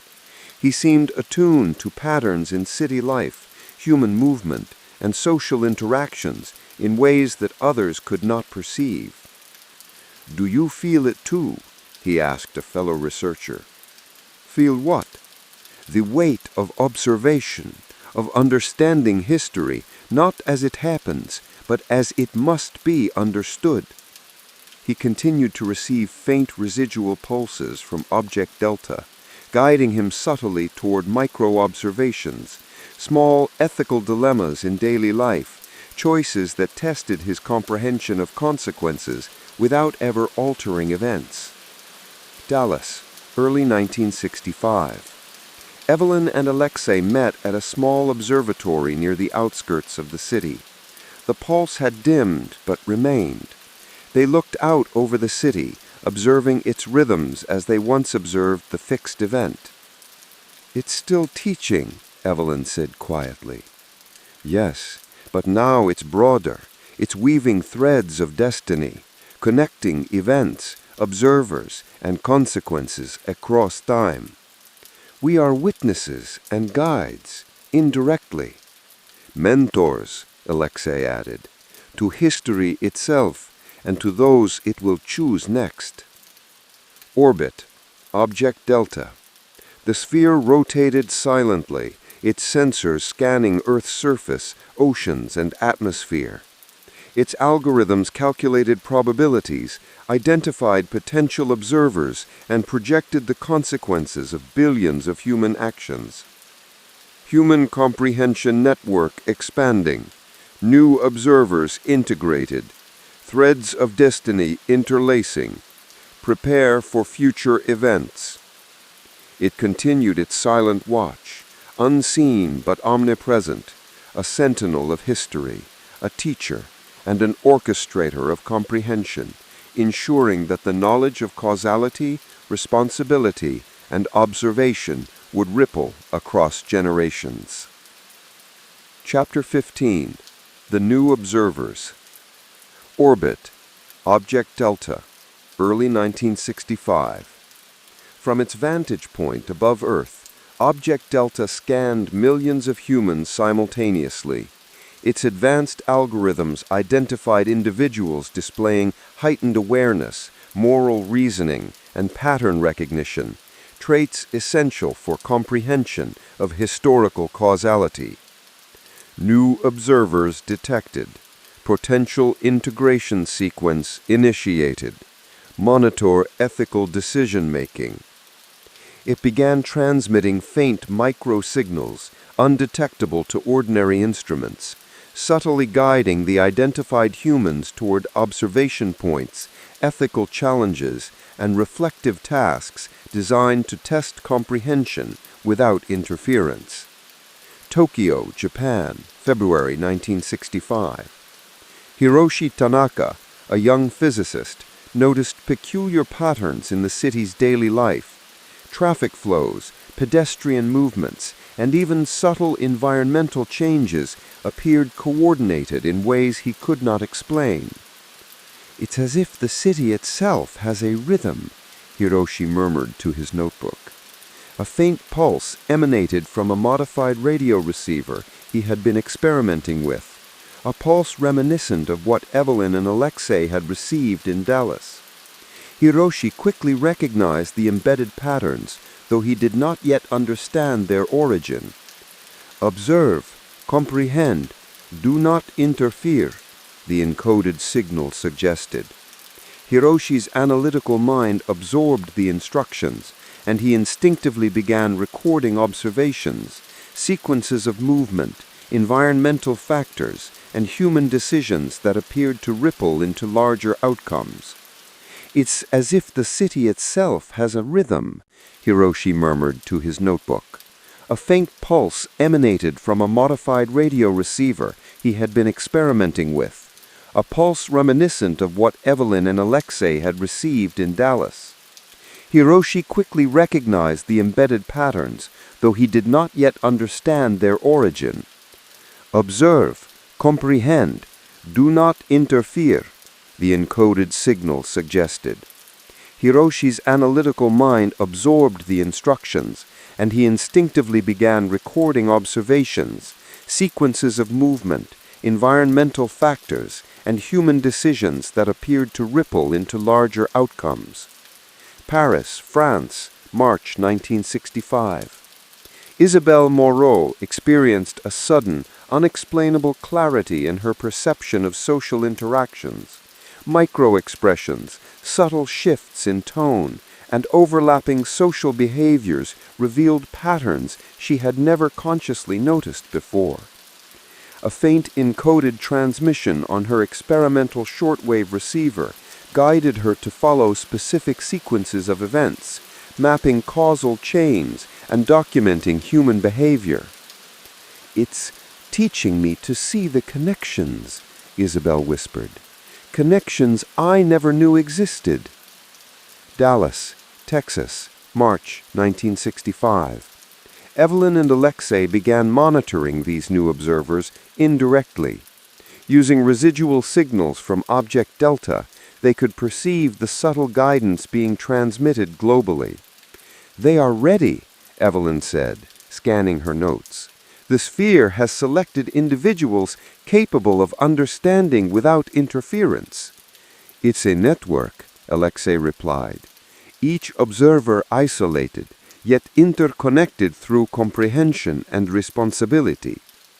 And above them, orbiting silently, Object Delta continued its vigil, a teacher, a sentinel, and the unseen architect of human comprehension. Chapter 16.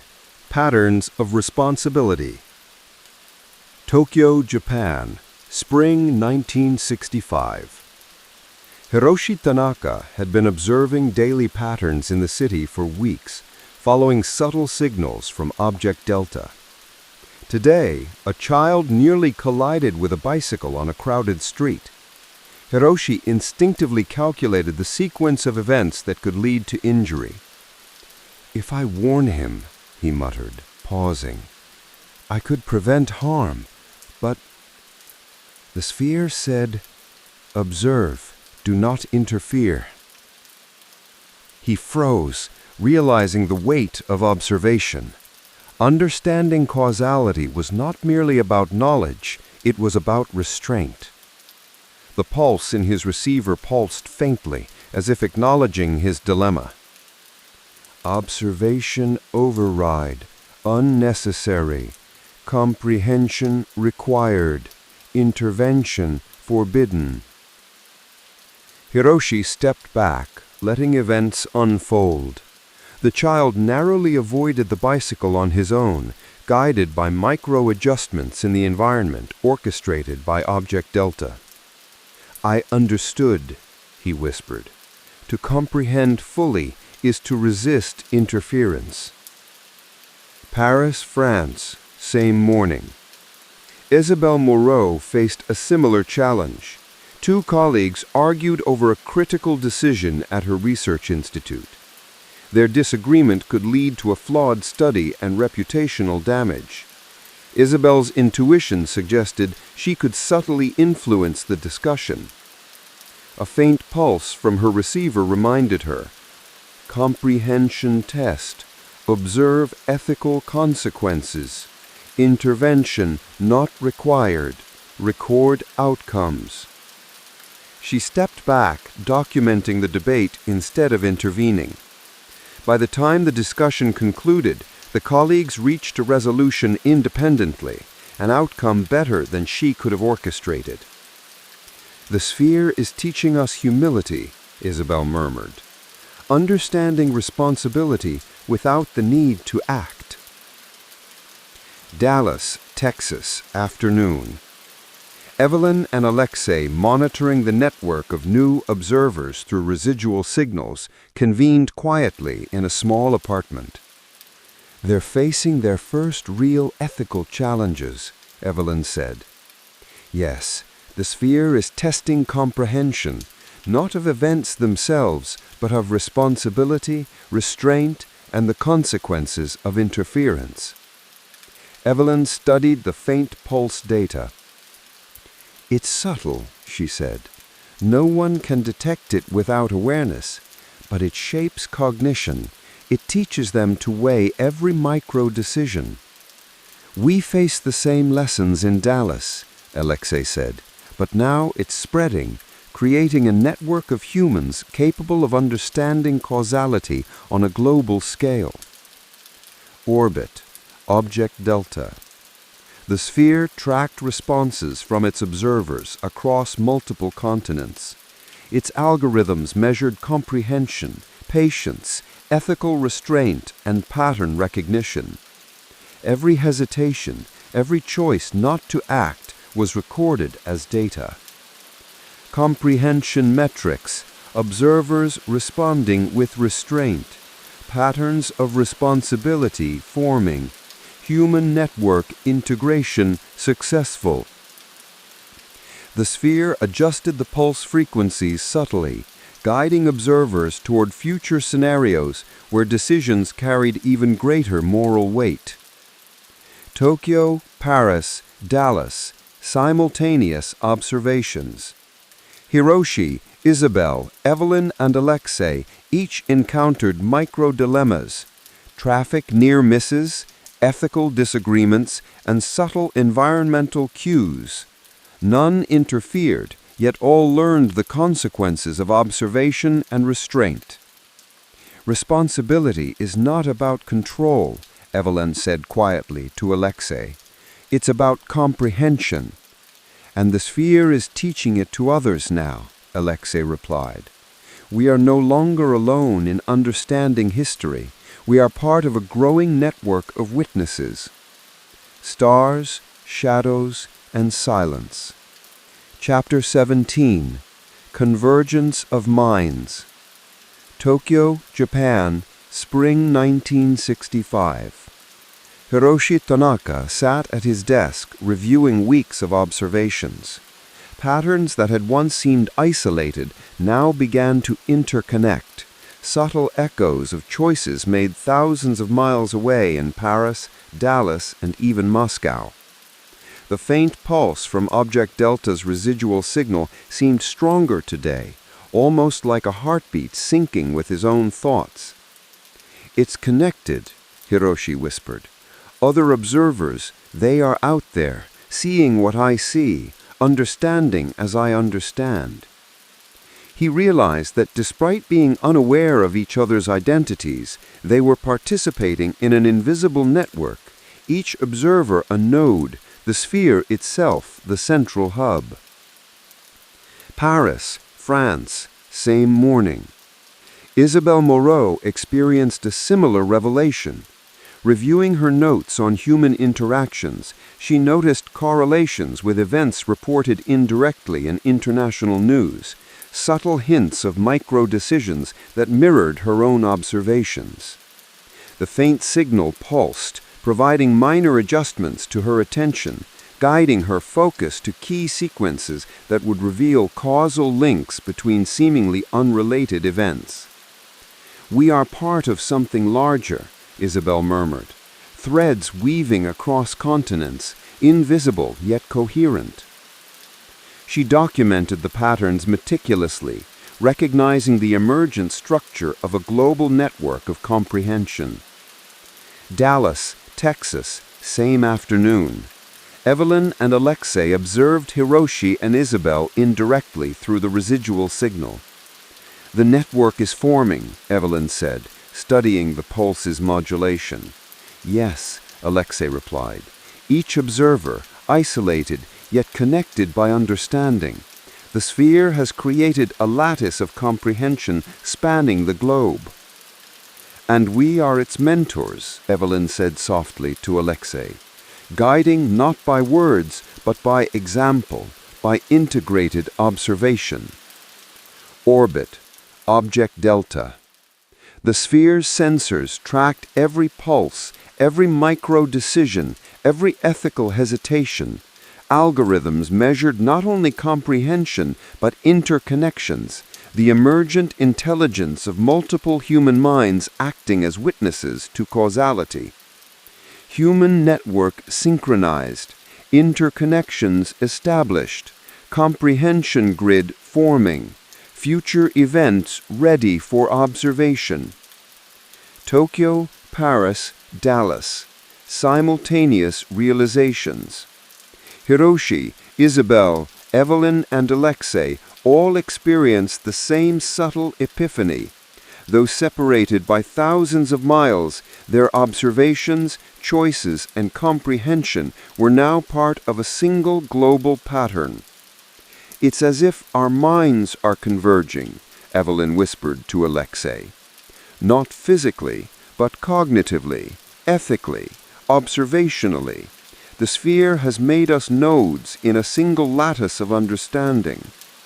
Each observer now felt a sense of responsibility not only for what they saw, but for the global network they were unknowingly sustaining, a web of awareness guiding the comprehension of history itself. Stars, Shadows, and Silence. Chapter 18. The Ethical Nexus. Tokyo, Japan, summer 1965. Hiroshi Tanaka sat in his laboratory, reviewing patterns of human behavior he had meticulously recorded over months. The network of observers, though invisible to each other, had begun to reveal complex correlations. Choices in Paris influenced micro-events in Dallas, and seemingly trivial actions in Tokyo rippled outward, affecting distant observers' comprehension tasks. "It's no longer enough to watch," Hiroshi muttered. "Every decision I make, even not acting, sends a ripple across the network. The sphere has made us responsible not just for what we see, but for what we enable others to comprehend." The faint residual pulse in his receiver provided subtle guidance, nudging him toward sequences of observation that tested ethical restraint. Ethical nexus detected, decision pathways monitored, comprehension integrity required. Hiroshi realized that the sphere had created more than observers. It had created a moral lattice where each node's understanding affected the ethical calibration of the others. Paris, France, same morning. Isabelle Moret encountered a dilemma within her fieldwork. Two conflicting communities required observation, but her attention could only focus on one. Choosing one would leave the other less understood, potentially leading to cascading misunderstandings. The pulse guided her subtly. Observe consequences. Do not interfere. Ethical pattern integrity required. Isabel hesitated, understanding that even the act of choosing which micro-event to study constituted an ethical decision. It's not just observation anymore. It's ethical calculation. Every focus has consequences, and the sphere expects me to anticipate them without acting. Dallas, Texas, same afternoon. Evelyn and Alexei monitored the network, interpreting the faint signals and emerging patterns. They're facing dilemmas we didn't encounter in Dallas. The sphere is now testing comprehension at a systemic level. Not just individual events, but global ethical consequences, Evelyn said, reviewing data. It's like a neural network, Alexei replied. Each observer strengthens or weakens the ethical pattern of the others. our decisions, restraint, and awareness feed into a moral lattice across continents. The complexity of the ethical nexus revealed the immense responsibility each observer bore, a responsibility that was invisible, intangible, yet profoundly consequential. Orbit, object delta. The sphere's algorithms tracked the growing ethical network, calculating causal chains and moral implications. Observers' decisions or deliberate non-decisions were integrated into an expanding matrix of comprehension. Ethical integrity monitoring active. Observer network synchronized. Future event consequences predicted. Comprehension lattice stabilizing. The sphere adjusted pulse frequencies subtly, presenting observers with ethical scenarios that tested not only their understanding of causality, but their ability to anticipate consequences without interference. Tokyo, Paris, Dallas, simultaneous awareness. Hiroshi, Isabel, Evelyn, and Alexei each experienced ethical dilemmas, traffic incidents, interpersonal disputes, social misjudgments, where observation without interference required more than patience. It required moral foresight.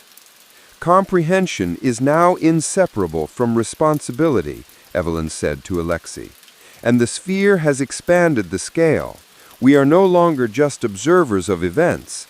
We are guardians of understanding itself. Each observer realized that the ethical nexus demanded precision, restraint, and awareness. Even small misjudgments could ripple through the network, subtly altering the comprehension of history in ways invisible to ordinary humans. Stars, Shadows, and Silence. Chapter 19. Global Synchrony. Tokyo, Japan, summer 1965. Hiroshi Tanaka sat quietly in his laboratory, sensing the faint pulse of object delta more strongly than ever. Unlike before, the residual signals now carried subtle cues not only for observation, but for timing, when to focus, when to record, when to step back. "It's synchronized," he whispered. "Not just my observations. Everything is moving in concert." Hiroshi realized that without knowing the others, he was beginning to act in harmony with observers across the globe. Micro-events in Paris and Dallas seemed to respond to his attention and vice versa. The sphere was orchestrating a global pattern of observation, aligning human comprehension across continents. Paris, France, same morning. Isabelle Moret sensed the same phenomenon. She found herself pausing at precise moments, drawn to interactions that revealed deeper causal connections. Her choices, though independent, coincided perfectly with sequences Hiroshi and the other observers were documenting. "It's as if we are thinking together," Isabel whispered, staring at her notes. "Not consciously, but ethically, cognitively, in unison." She realized the sphere had transformed isolated observers into nodes of a global neural network, each acting in sync without direct communication. Dallas, Texas, same afternoon. Evelyn and Alexei monitored the network, interpreting the faint signals and emerging patterns. "They're stabilizing the network," Evelyn said, reviewing data on Hiroshi and Isabel. "We can see the lattice forming. Each observer's comprehension is feeding into the others, strengthening the ethical and causal pattern." Alexei nodded. "We are witnessing the birth of a global synchrony of understanding. Every micro-decision, every moment of restraint is interconnected." For the first time, they felt that human comprehension could act like a distributed intelligence, guided yet free, synchronized yet independent. Orbit, object delta. The sphere's orbital sensors mapped observer activity across multiple continents. Its algorithms monitored the ethical lattice in real time, identifying areas where comprehension was weaker and subtly guiding observers to attention points to reinforce moral and causal understanding. Global synchrony achieved. Ethical lattice stabilizing. Observer network fully integrated. Future event observation sequences initiated. The sphere now monitored the network not just for observation, but for synchronization of thought, awareness, and responsibility, creating a living, global lattice of human comprehension. Tokyo, Paris, Dallas, simultaneous awareness. Hiroshi, Isabel, Evelyn, and Alexei experienced subtle, almost imperceptible alignments. Decisions on where to focus attention coincided with critical micro-events elsewhere. Ethical judgments were reinforced across the network as if each observer's restraint validated the others. Patterns of comprehension formed a collective intelligence capable of perceiving complex global causality without interference. It's more than observation now, Evelyn said. It's coordination without communication, a shared responsibility across continents. The four observers, though unaware of each other's identities, were united through Object Delta's guidance, part of a single ethical and cognitive lattice capable of perceiving history in its full complexity without interference.